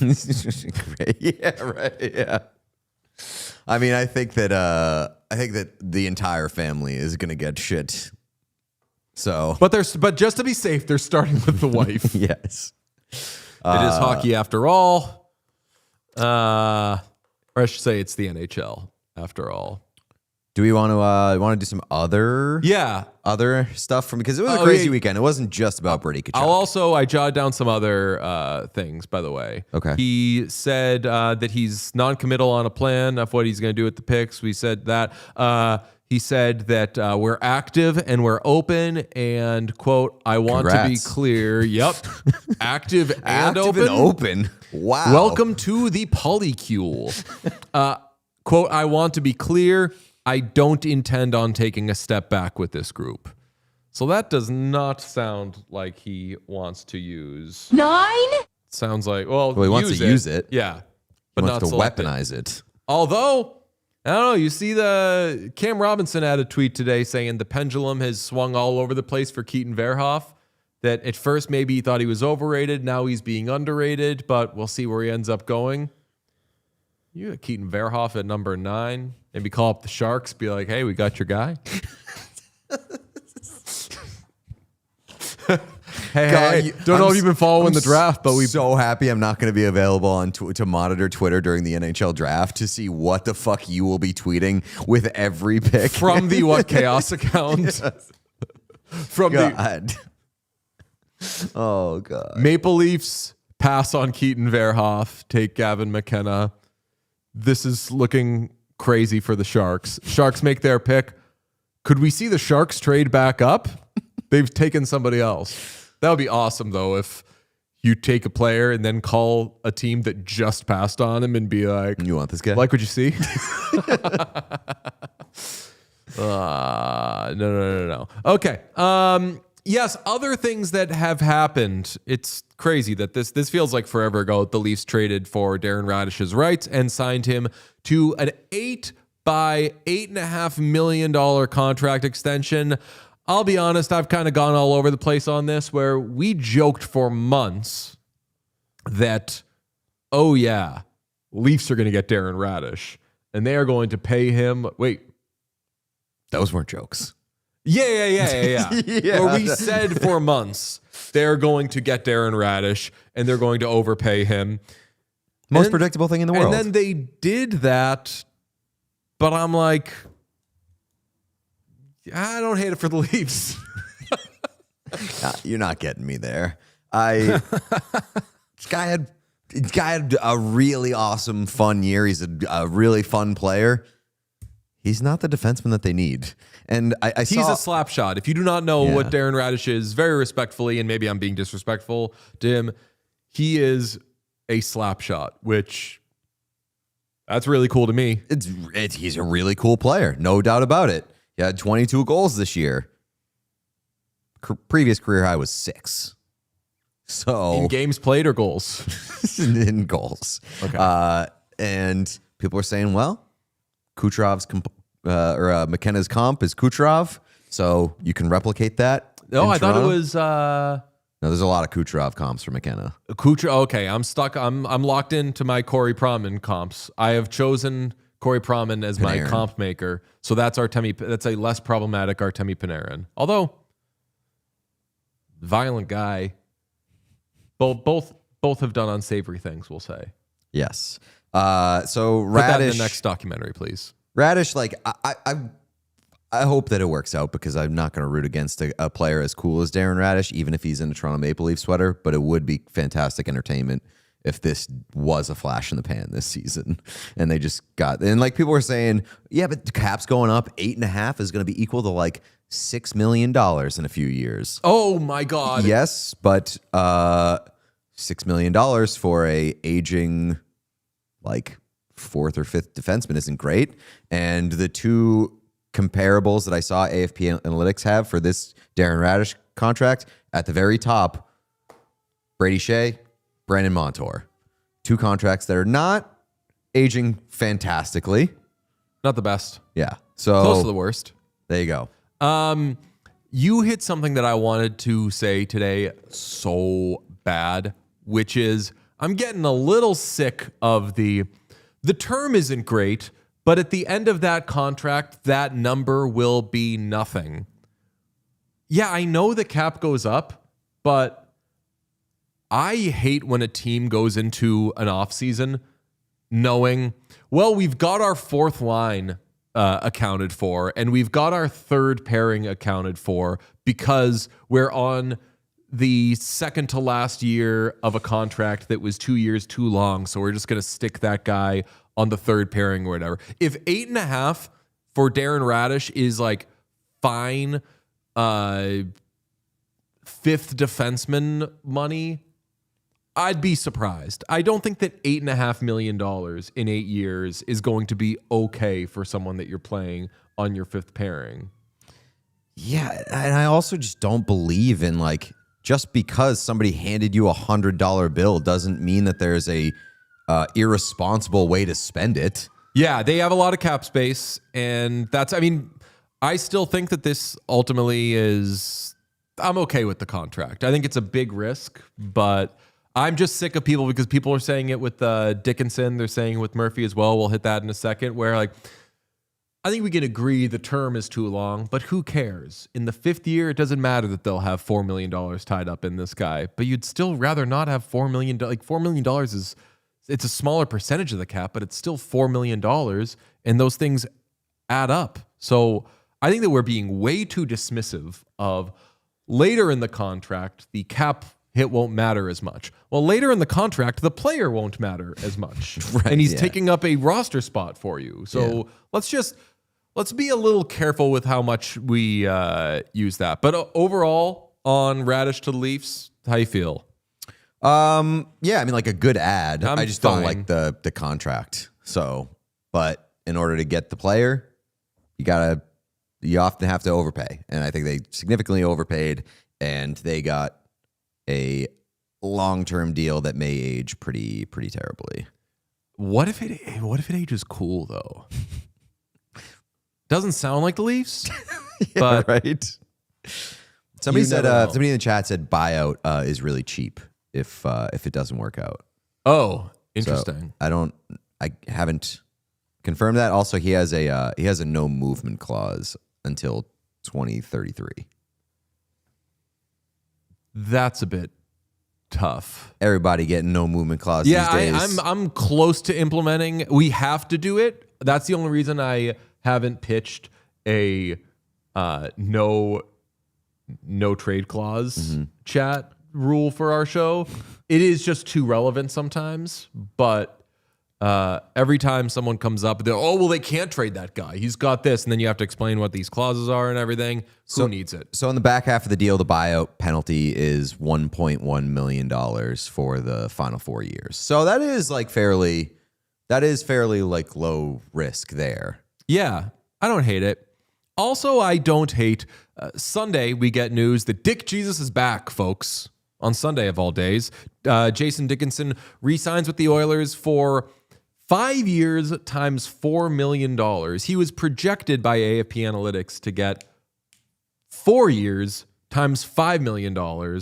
So they just flipped it, stretched out the term, and went lower cap hit. And I'm absolutely fine with that contract. I am a little annoyed that, when he's 35, I don't know if he's good. But this is different from Raddysh because $4 million actually isn't going to be that terrible in 5 years. I also don't think that Jason Dickinson is really going to become a terrible player at any point. Like his skill set and what he does is he's like a really good defensive player who every now and then can pop with a teeny bit of offense. And I think that 0 of these $4 million are being paid to him for offense. Yeah, probably. So like, I think that he truly is like getting paid $4 million to be a good defensive third line center. And I don't think that in 3, 4, 5 years, I'm going to be like, fuck, he's such a bad bottom six forward. But I also don't like that in 3, 4, 5 years, you're going to be like, well, this guy's okay, and he's taking up a spot in the bottom six, because I like to spend that extra few $1 million on a better player and stick a player on an entry-level contract. Here's the thing. Nothing may matter in 3 or 4 years for the Edmonton Oilers. True. That's it? I thought you were going to... That was my entire thought. Okay. How about Connor Murphy? 33-year-old right shot defenseman gets a bigger contract than Dickinson, which kind of surprises me. He was projected to come in at $3.6 million on like a 2 or 3 year deal. He gets a 5-year deal at $4.1 million. I think that both of these guys and a lot of the contracts that we've seen signed so far pre-free agency are getting big time. You are somehow one of the best players available raises. Yeah. Like there's a bonus that comes with being a decent player in this free agent class. Yeah, and like having him in your building already to negotiate and just get that work done, because like really, what else are they going to do? Like, I think that this is a not great deal, but they like Connor Murphy. Connor Murphy was a nice addition for them, and like they can't risk losing him. Yeah. Or they can't risk losing that value. And like, I hate to compare everybody to Charlie Coyle, but like what Charlie Coyle got with his home team should scare you when you're going to the table with Jason Dickinson. It's like, do you want to stay on a not crazy contract? Yes. Don't even tell me what the contract looks like. We will sign it for you.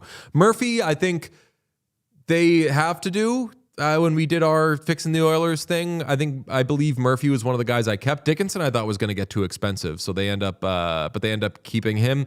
They now have $7.5 million in cap space. That's before they trade Darnell Nurse, so they'll have something like $15 million in cap space conservatively, depending on what they're retaining on Nurse. Their forward lines, I was doing some napkin lines, and they need a right wing, but their forward lines, I'll just give you off the top of my head. I got Howard, McDavid, Hyman. I got Podkolzin, Draisaitl, someone that you put next to Draisaitl, ? Ryan Nugent-Hopkins, Jason Dickinson, Matt Savoy, which is a third line that I would propose to. I would have no Brandon Bussi nerves saying I would love that as a third line. And then fourth line, whatever. Szymanski, Frederick, Hudson, some of those guys. No. I'm saying like there's no shortage of, and I say this endearingly and derogatory, there's no shortage of like decent to good options for a fourth line with that group, because they've got young players on entry-level contracts. They've got veterans who have underperformed where like, yeah, they'll be able to, like, I'm not worried about how they're going to build their fourth line. Here's the thing though, and I don't want to poo-poo on your parade, and I get that like looks pretty good on a napkin. The Oilers forward lines in late June, early July, never the problem. Never the problem, what it looks like on paper at this time of the year. I don't know if their lines are actually ever a problem, though. But that's what I'm saying. Yeah. Like, that's not where the concern is. Oh, yeah. Okay, so let's say defense. They have Ekholm, Bouchard, Murphy, Wallman, and homeboy from Ty Emberson signed. They'll trade Darnell Nurse. They need a left shot defenseman. They'll probably sign Paul Stastny. I think that the things that they need are a good right wing, a decent left shot defenseman, and at least one goalie. I'm starting to get to Berryville, by the way, on just fucking bury Tristan Jarry. Bury. Apologies to Tyler Yaremchuk. Bury him, get the $1.2 million in cap relief, and say, all right, now we've got something like $17 million in cap space to figure out all these things. Trade for Kosa. That's one of your goalies. Now you have $15.5 million to get a goalie, a defenseman, and a forward. It can be done.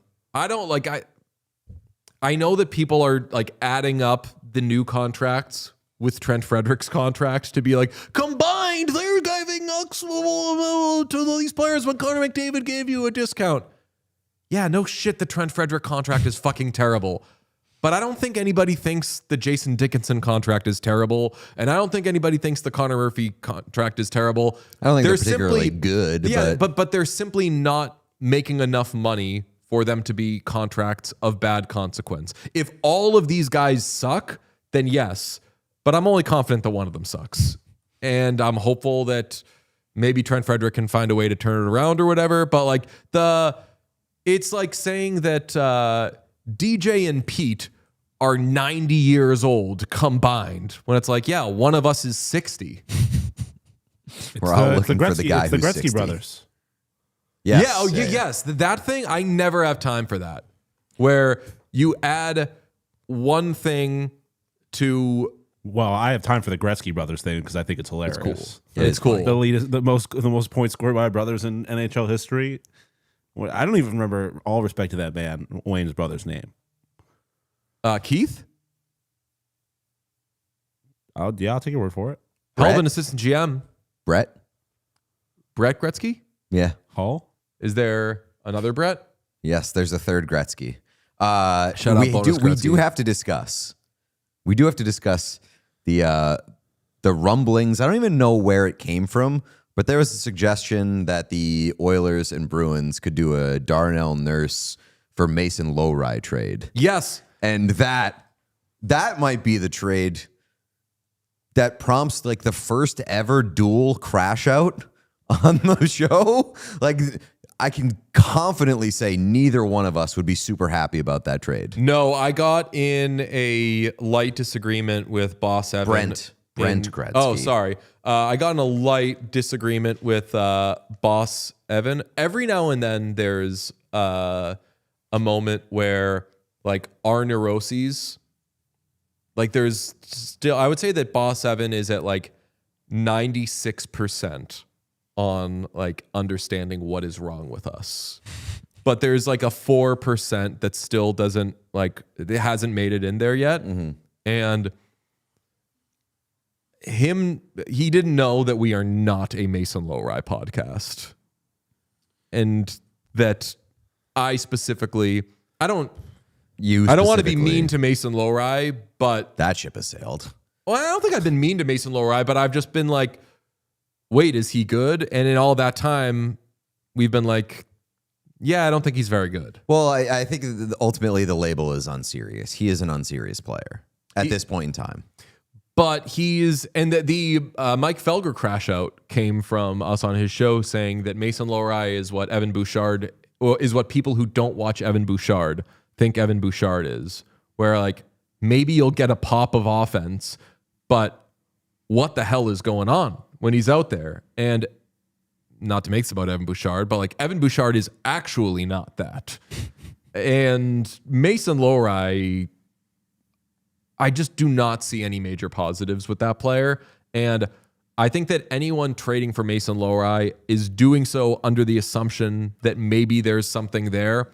Personally speaking, I do not think there is something there. So if the market is what Elliot Friedman and Dave Pagnotta and everybody says it is for Darnell Nurse, where like they don't have to just give this guy away, they're going to get something back. They'll be able to do a hockey trade. I don't assume they're going to get like an amazing contract back for him. But if you're trading Darnell Nurse and getting Mason Lowry back, yeah, it's smaller money, it's shorter term, but you haven't gotten what I think is a useful piece for your roster. So just don't do that. Right. Just like give him to somebody instead and use the cap space on something else. Yeah, I would probably agree with that. I don't think that the Oilers have a need for Mason Lowry. And and I definitely don't want Darnell Nurse on the Bruins. Sorry. I know that you... No, I don't. I just don't know what the fucking plan is for the Bruins. I have no clue what the plan is for the Bruins. And there's... all I've heard for like months at this point is that they're trying to make a big swing and they're trying to get a difference maker. I don't know who it is. Like, there has not really been. I think they absolutely wanted Robert Thomas. Robert Thomas, by all indications, is off the trade block now. I haven't seen or heard that attention pivot to like the next big fish that they're apparently after. I've seen people like throw out Jason Robertson. I don't think that Jason Robertson particularly profiles as the player that Don Sweeney and Cam Neely would really want to go out and like make a compelling offer for. And he doesn't play center. Like, the Bruins need centers. Yes, I was going to say what they need to do is they need to find the next Pavel Zacha.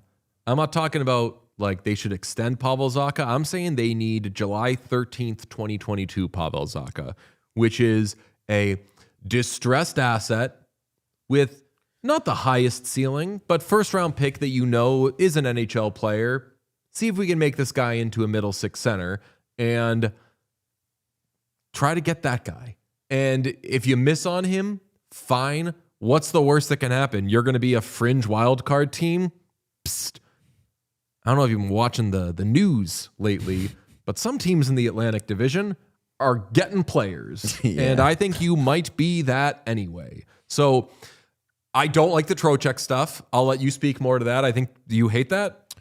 I mean, like, I like Trocheck as a player. I think that Trocheck is a useful player. I don't think that he accomplishes a ton for the Bruins other than just getting a guy who can play center. I don't think, like, he's not the so what I'll say about Trocheck is I want to see him go to a team where he can like be a middle six center and be like the final piece, be the piece that pushes them closer to being a contender. I think that Trocheck makes the Bruins a better team, but not in a like truly meaningful way. He doesn't change their outlook. So Caleb in the chat says, Dave, you're describing Mason McTavish. That like I would be That's a higher excited. cost. That's going to cost you more than I believe Eric Holla, right? Was the trade for Pavel Zacha? Correct, yeah. But find whatever your Eric Holla is. I don't know. Is Matthew Poitras a lot younger, but does that guy have the value that Eric Holla had at whatever? I don't think you're getting Mason McTavish for Matt Poitras. Mason McTavish, I think you're giving up real shit for, but Definitely. I would say give up real shit for Mason McTavish. For sure. Yeah, like I think he's a dog. I think that he's young enough to fit into like your long-term plans and plays a position of need with a little bit of versatility. I have a theory or an idea. What about a Mason McTavish and Frank Vetrano trade? Bring him home. Absolutely. I think Frank wouldn't hate coming home. I think that Frank has probably sees the writing on the wall in terms of... And I hate that because like I'm trying to be Ducks down, but if it's Frank or the Ducks, I'm picking Frank. Okay. Yeah, I mean, I don't know. I don't know how much truth there is to the stuff that I saw this weekend, but like apparently Bruins are listening on Zacha, Geeky, Lindholm, like pretty much everybody. Like I would trade Middlestat for sure.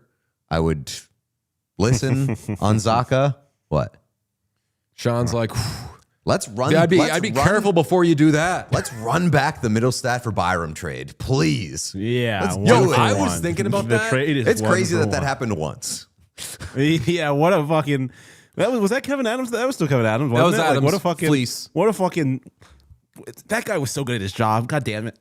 Fleece. At parts of his job, at least. Yeah. Good shit. I don't know, though. Do we want to say goodbye to the Who Want Me line? I mean, you might be saying goodbye to it anyway. Arvidsson's back, I think. I would guess, but who's to say? Not a certainty. Yeah. He could go to free agency and get a fucking haul, apparently. He is now the best free agent center. Yeah, that's true. Now that Dick Jesus is off the board. Everybody's looking for a young center. That is your Victor Arvidsson. Yo, our community Check the is quote so cards. cool that they're making our own jokes before we make them. I made that. I said now that Dickinson's off the board, he's the best young center. And then I looked at the chat and Luxury Trash had already said, what about young center Victor Arvidsson? Fuck go. yeah. All of you rule. Man, Sean, give me the slate. Sure. Let's see. Lionel Messi is the all-time leader in World Cup goals. After missing a penalty, I was going to say, didn't he miss a penalty? The net, completely missed the net on the penalty and then just scored again later in Messi fashion. Nice little, I don't know who it was, but someone had there was a ball into the box. A guy let it go right between his legs because he just knew Messi was going to be there, and Messi slotted it bottom left. He's a go. That's very Evan Bouchard forward of him to completely fuck something up and then make up for it by scoring a goal later on. By doing something harder, yeah. Yeah, by doing it way harder, yeah. Fuck yeah. Yes. Yeah, they call him Leo Miss the Net is what they call him. Argentina up 1-0 on Austria. 5 p.m. Oh yeah, we get that good. What group is France again? It's right there. That's Group I. Yeah, sorry, I read it off the interwebs instead. Yeah, Group I action. France and Iraq, Norway and Senegal. That is what I am doing, folks. 8 p.m. Eastern in the United States and Canada. At 11 p.m., we've got Jordan and Algeria in some Group J action. I love that they do it where they'll just basically do 2 games apiece for 2 different groups, and you can just hone in on two groups a day. Man. We've done a lot of World Cup jersey talk. The one thing that has not been mentioned that is I was talking to Jeff Israel about that has entered my likely going to be purchased is the Statue of Liberty inspired France away jerseys. Oh. They're like that. Are they like bronze? Famously, it was a gift. No, well, they're like kind of like Statue of Liberty green, and then like the details on them are bronze, and then they have like the red, white, and blue like kind of striping on the sleeve. Very good look. Long sleeve Mbappe in a long sleeve American inspired Mbappe jersey from the American World Cup. It's kind of prime. As an American, I believe France will just give you that jersey. Mm-hmm. They should. It's a gift. Famously. Statue is a gift, Todd. Well, you know about wedding crashers. I don't know. They crash weddings. Yeah, They're sex I'm pests. sure if you're talking about the movie. They're depressed sex pests who crash weddings by memorizing Bible verses. Yeah, and lost a lot of good men out there. Yep, they talk about they pretend that their friends died at war. They steal valor and the hearts of women. These are 2 heterosexual, cis white male sex pests. Absolute freaks. What is going on?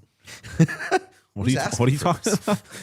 There's a TV show, Sean, called Wedding Crashers. There's a Ever seen TV it? show called Wedding Crashers? Yep. It's on HBO Max. Jesus Christ. It's on after Seinfeld. I don't know what's going on. This guy gets one dog and is like falling have a asleep dog. at work. I don't. Yeah, what's it going to be like when you do? Time will tell. Do you want to do? As a, Yep. Chat's saying "Mom the meatloaf." They get it. Yep. I was going to Sean- say, as Pete, famous Brit, your prime minister resigned. I don't know if you saw that. Your instant your reaction? prime minister- I got to be honest. I what? based off what? of the way that What okay, all right, hand up. I know that you said like they're not on the best behavior historically. I've been kind of brought into this Scottish family based off of the way that the last 2 weeks have gone in Boston. And I don't like that the English arrived and immediately just started chanting like "fuck Scotland" here, where like we love the Scots now. They don't. I want to love you both. I know that that's a tough thing to do historically, but you can't just like come in immediately after we just had the best party of all time with like for the last 2 weeks with the Scots, and then be like "fuck Scotland."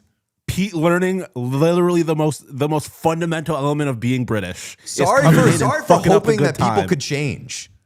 Sorry for hoping that people could change. Hope all you want. All I've ever Acknowledge said is that I reality. love Acknowledge the world you Paddington. live I in. love the 1975. I love James Bond. I love a lot of the exports He from loves England. the Beatles. I love a lot. I don't. I love a lot of the exports from England. I wish that they would change their Pete's behavior. clarifying he likes everything about England except the Beatles. Okay? Exactly. Just like the colonization up, Pete or Pete and the Beatles down. yes. I just wish that the English would be more likable. Yeah, I think it's just I like some of their soccer players. you didn't too. know all that shit. No, I did know that.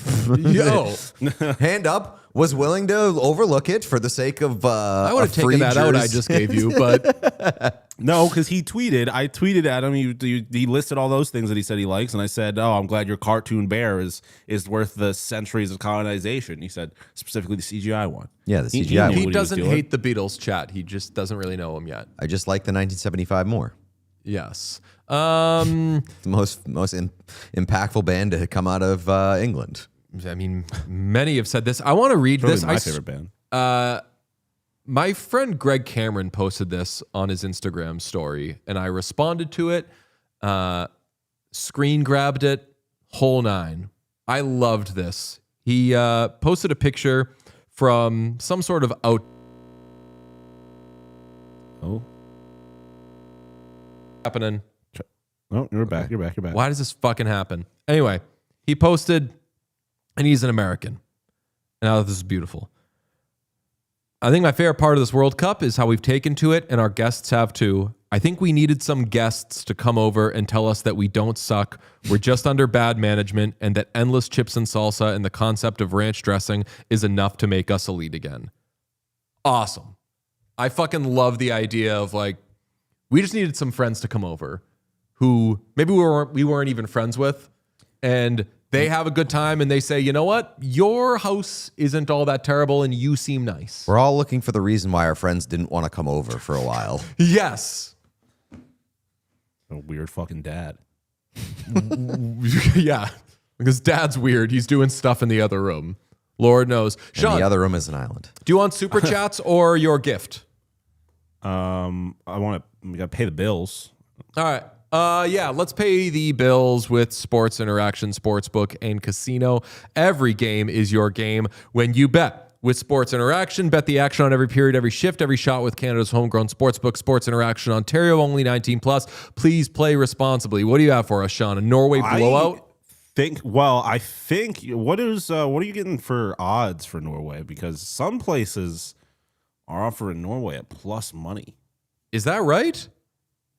Let me effort this right As now. a favorite, I believe. I think a draw might be the favored outcome of this game. But regardless, if there's not enough value on Norway, parlay it with the French, because the French are going to dominate. I famously have beef with the French, but I love the French national team because they're all immigrants. And when you bring that fact up, you know who gets really upset about that? The French. Famously, they got really upset with Trevor Noah when Trevor Noah congratulated Africa on winning France's World Cup, because like all of the players are either from Africa or their parents are from Africa. And the French were upset. They wrote letters to Trevor Noah. There were fan statements, and by fan statements, I mean parliamentary statements from the French. Norway to win is plus 120. Give it to me. Inject it every day, all day. Every game is your Respect to game. Respect to Senegal, though. But Every game is your game when you bet with Sports Interaction. From puck drop to overtime, bet with live odds on every play with easy deposits and payouts. Go to sportsinteraction.com/whatchaos to open an account. Ontario only 19 plus. Please play responsibly. Some updates on Erling Haaland jerseys. Patreon listeners know that I have an away Erling Haaland kit that is amazing. It's one size too small, but I've been running every day, plus going to the gym and rollerblading. So like 2 days, thing's going to fit. Like catch me Wednesday looking amazing. They're wearing the black one tonight. Oh, it became a black kit that That's they right. are wearing. And I also ordered a fake one a fake home one that is in my size. We both ordered fake ones from different places, and I'm interested to see which one is better. Or I was going to say which one gets there first.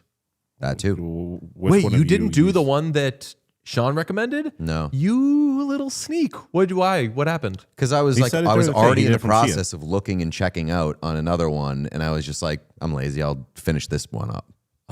This is going to be good research. I Terrific. mean, we have evidence to suggest that your jersey will be good, DJ, because we know people who have used that website. So this is someone who didn't have the 4%. Someone said, didn't know DJ was a rollerblading man. Oh, yeah. Core what chaos. Depressed, rollerblades, and... Lying about batting cages. Lying about batting cages, likes the Beatles, does a mustache sometimes. That's about it. Okay. Let's do super chats so we can keep people on the edge of their seat for Sean's gift. From Gabi Nicole, forget about Brady Tkachuk. Red squiggly line underneath. You misspelled his name. We have the bus in town today. Plus, we all know about Sean's future dog and the dynamic shift with our princess baby. Happy summer show, y'all. Great stuff, Gabi.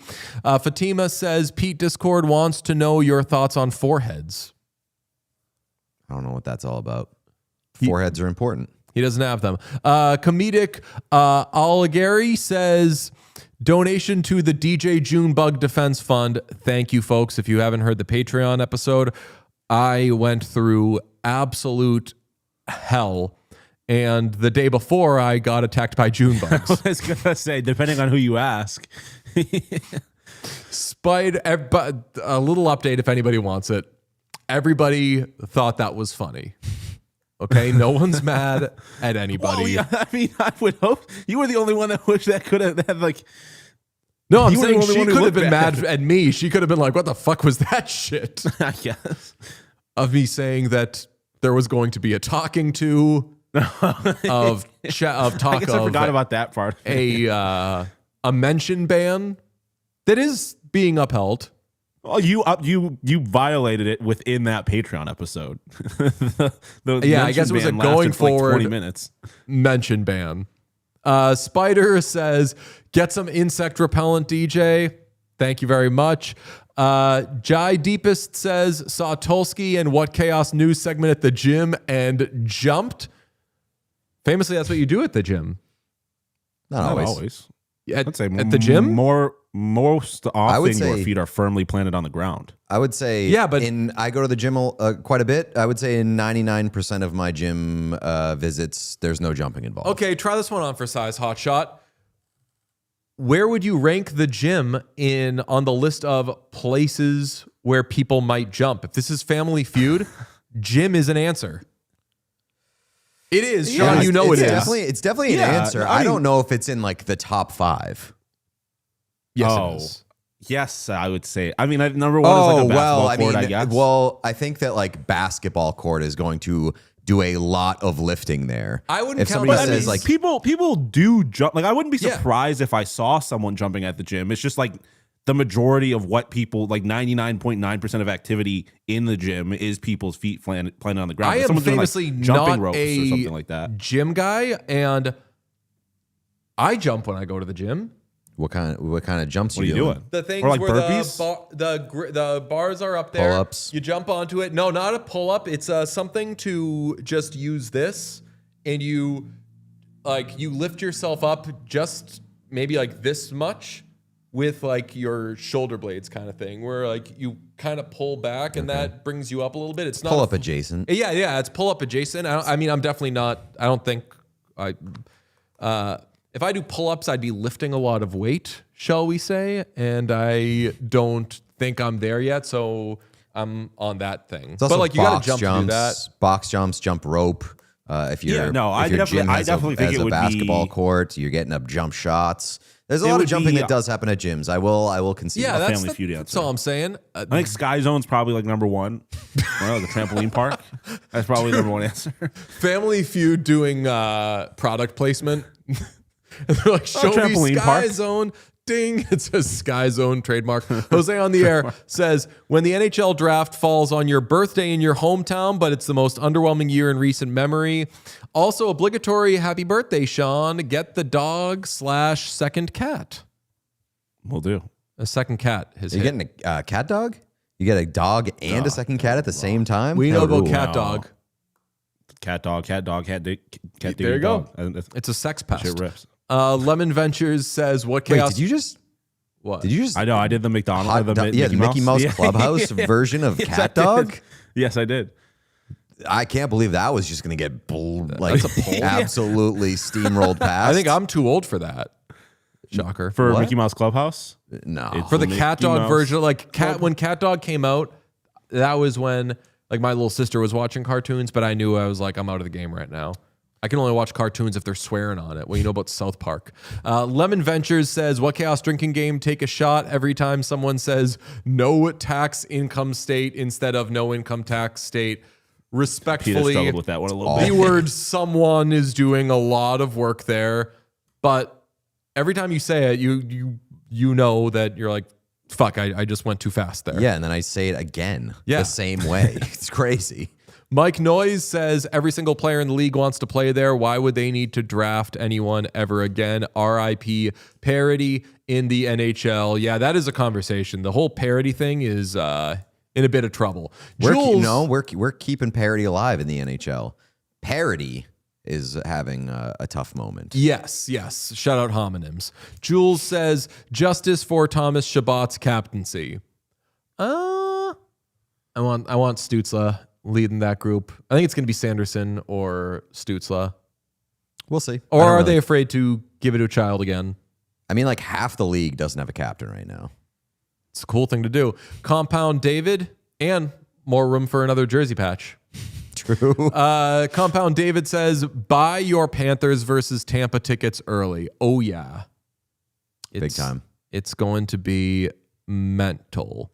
Sam I Am with Green Eggs and Ham 1 says, I think there's an interesting comparison to Q Hughes in there and how different the general backlash has been. Hate the Tkachuks, but fun to ponder. Here's the thing.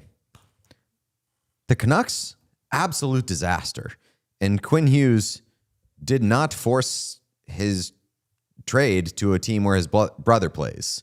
So, like, I think the Quinn Hughes, Matthew Tkachuk thing is a little bit different, or the Brady Tkachuk thing is a little different. And Quinn Hughes did it pre-Olympics. Oh, yeah, true. But post Four Nations that he didn't, where he didn't play Where he because did his not brother play. was there. Super Notsky says, winning gold with your brother for USA, then ditching your poverty Canadian franchise to win the cup with him in the most USA state is a great legacy. What's going on with your cheek there, Super Notsky? I'm seeing the outline of your tongue. Nikki says, awesome to hear this interview with Bussi. Seems like a super cool and humble dude. Also, I love goalie masks that get creative. Yes, super, super fun. Gobby says, Do you think he officially was being on the tongue in bus. cheek? I don't What's think that that? was being tongue in cheek. No, I don't think that was tongue in cheek. I think that was a Panthers fan who was like, But like, nah, that's we're the awesome. goat. Fuck Canada. Yeah, fuck Well, Canada. yeah, I mean, calling he's them in the US of A now. a poverty franchise definitely sounds like it's a shot.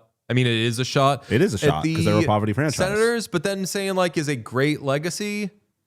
I don't know. Yeah. The great If you're legacy sounded to me a little great legacy, but you're right. That's probably serious.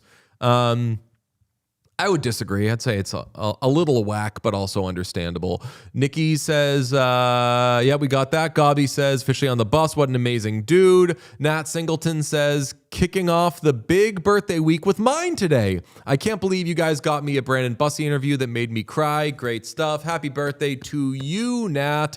Generic Red Circle says, sincerity maxing with Bussi. I loved the run of comments during the Bussi interview. A lot of talk about like cool joke. That guy was too sincere for it. You got to lock in on his level of sincerity. Paradisiacal Dream says, this Bussi interview is so wholesome, it's got me feeling like things might actually be okay. Yes, shut up, Brandon Bussi. Bartez Battalion says, imagine the 9th pick goes to the Sharks and they trade up a bit and take either Rudolph or Verhoff in addition to Stenberg at 2. Faints. Yeah. Them getting both would rule. Yeah. Verhoff and Stenberg. I don't know if Stenberg makes it to 9. Agatha Lech says, how's friend of the pod Jeff Skinner doing? We should check in. We should. I hope he's doing well. Yeah, load bearing wokeness says, draft this week. I thought the war was over. Nice one. Bartez Battalion says, did you guys see that comment that was all like Seattle has all middle Sixers and Florida has all January Sixers? I Pete did brought see that to my attention. Shout I out laughed. Jibblepuss. Yep. Unbelievable work. Don't do that to Brad Marchand. Yeah. Don't put that evil on him. Or like Anton Lundell. Yeah. A2 Luosterainen. I couldn't see that for him. Fatima says, Larry, my king, outlived his 6th PM. Prime Minister? Oh, there you go. Who's Larry? I don't know. Yeah, I don't know. Christy Snow says, in all this contract talk, you discuss the teams on one side negotiating, but who are the agents driving these amazing / bad deals? Lots of different NHL agents. There's JP Barry. Darren Ferris. There's Darren Ferris, famously. There is Jerry Johansson. There's lots of them.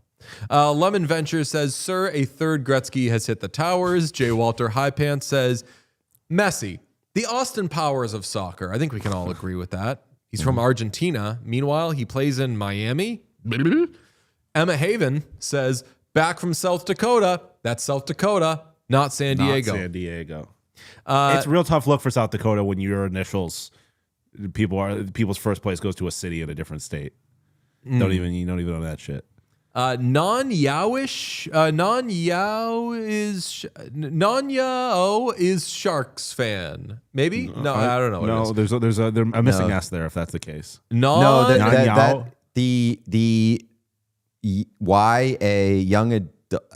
YAOI thing is some sort of like online fandom that I don't know about. Well, yayo is cocaine, so maybe it's just a misspell.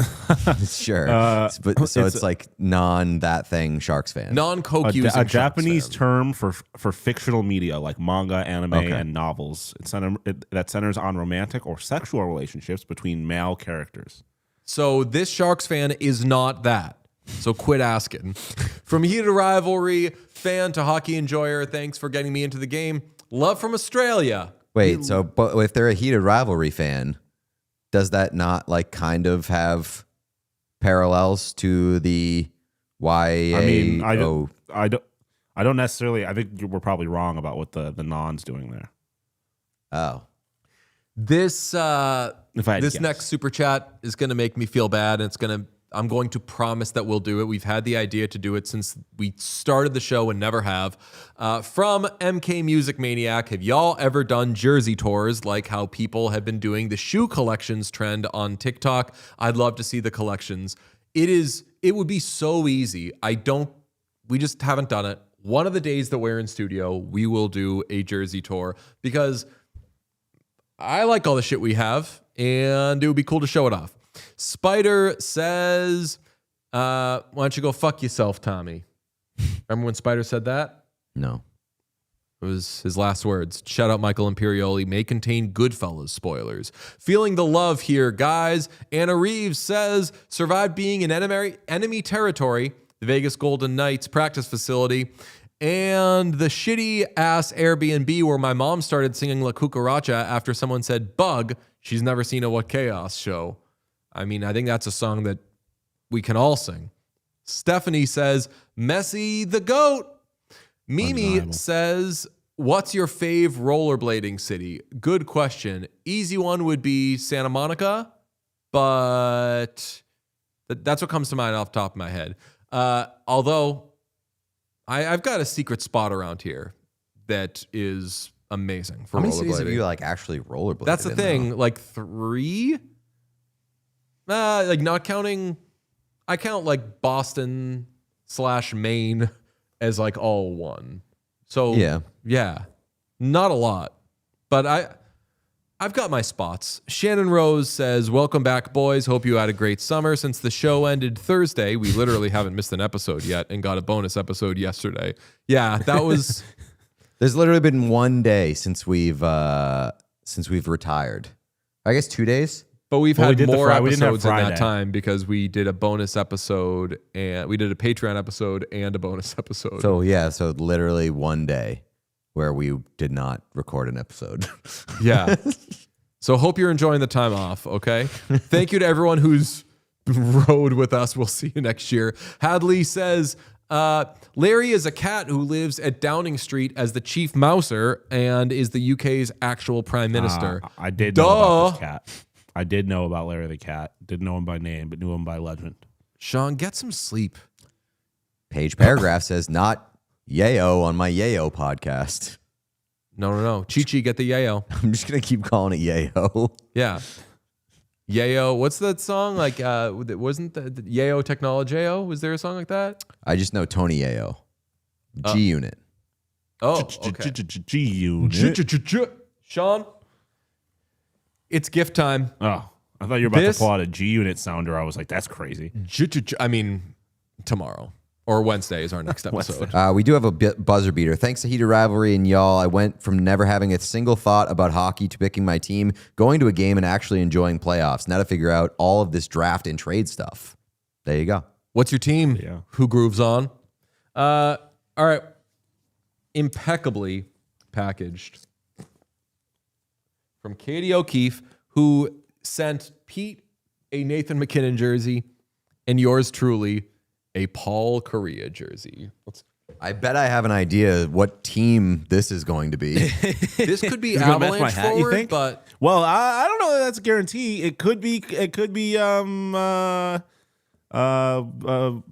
Nordique's forward. oh, could be.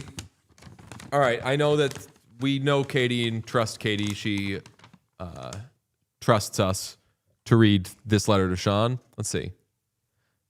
Yes. I was going to say, it doesn't sound like you trust her. Oh, I glanced at the prodigal son has come home. I still get goosebumps when I think about that moment. The best. Know who it is already. Yeah. Avs Sabres Stanley Cup final next season. Who says no? Not us. Can't wait. Katie. He has Already come know- home. already The know who this prodigal is. son. Oh, yeah. Look at that baby. Yeah. Oh, yeah. He's back. Took a trip to Calgary. Oh, yeah. He's back. Now it's a motherfucking Cadre. Let's go there. Bangs. That's so cool. That's so fucking cool. Katie, you're the GOAT. That is a great jersey. That's an That is awesome jersey. so good. And that's so me. I do have to point out. Yeah. Mine's better. Mine's screen scene. I knew that Pete was going to say that. His has the patch. Mine's screen as a scene. patch? Suck it. Yours isn't Okay, movie you quality. fucking bootlicker, capitalist bootlicker. No, me and Katie ain't giving them the free money, that free advertising. I mean, That's such a sick famously, jersey. I pay more for the patches. So it's not that that we give free advertising. We actually pay to do advertising. Shout out Patches O'Houlihan. Yeah. Well, you know about Stephen Root, right? Stephen Root plays him?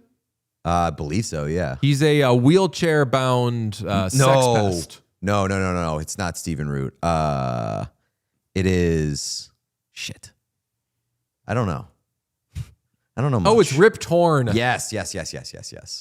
I can kind of see why I would get those two confused. Sort of. They do the same sort of shit. Well, famously, Rip Torn doesn't do anything anymore, right? Yeah, he's out of the game. Yes. He good luck seeing him in movies unless they do. I saw a trailer for a upcoming Fast and the Furious movie. I think they may be using AI. There's an upcoming Fast and the I thought they wrapped that shit up. Oh, maybe they were like re-releasing something. I don't know. All I know is I saw Paul Walker on the screen and I said no. I've never seen a Fast and the Furious movie, so I would have, like, if they were, I wouldn't be surprised. Outside of the fact that I thought that they had, like, how many more of those things can they make? That jersey's so fucking cool, by the way. This is, yeah, I'm so excited that you have this now. Nazem Kadri, dude. That bangs. That's like one of the most important players in my hockey fandom over the last like 5 years. And not just like him, but me demanding that the Colorado Avalanche replace him or get him back somehow. Replace him And with he came home himself. with the fucking Yes. buzzer on the deadline. And now I have his jersey. That I do love a team replacing a player with the exact same player just a few years later. Shout out Stan Bowman. Big time. No, Brandon Saad. Yes, I know. Big time. Yes. You know, we traded for Artemi Panarin. Yeah, I was gonna ask Sean if he knew. So they couldn't afford Brandon Saad, so they traded him to the Blue Jackets, and then like 2 years later, Stan Bowman was like, I can't fucking take it. I'm trading this prospect Artemi Panarin. Got to get him back. Crazy. There's a lot of people that are very stunned by my lack of Fast and Furious experience. I don't watch movies. I haven't seen any of your favorite movies. He watches TV shows like Wedding Crasher. No, I just watched Scott Pilgrim vs. the World over and over and over again. Damn, that's the good movie, though. good shit. Bangs. Shout out Edgar Wright. Okay, what an episode. If you haven't smashed like and you're watching live or you're watching whenever, press like, subscribe if you have not. Our summer reps, are upon us, but we still have a busy week. We're going to do an episode on Wednesday, get you ready for the NHL draft, and then we'll also have stuff coming after the draft. Yes, Sean? Just on expanding on the whole, like, you guys, you said like the show was ending, and then you did one more show than you would have done normally. And not only that, we did 2 shows worth today. So we're covering, this is a 2.5 hour episode. It's covering tomorrow's episode as well. No breaks. So thank you, everybody, for watching this year. We'll never forget you. We will have new stuff posted today, and we will talk to you Wednesday. Bye. If you enjoyed this video, please subscribe to What Chaos here on YouTube. You will get everything, daily episodes, player interviews, and so much more. It's all here on the What Chaos YouTube. Hit subscribe.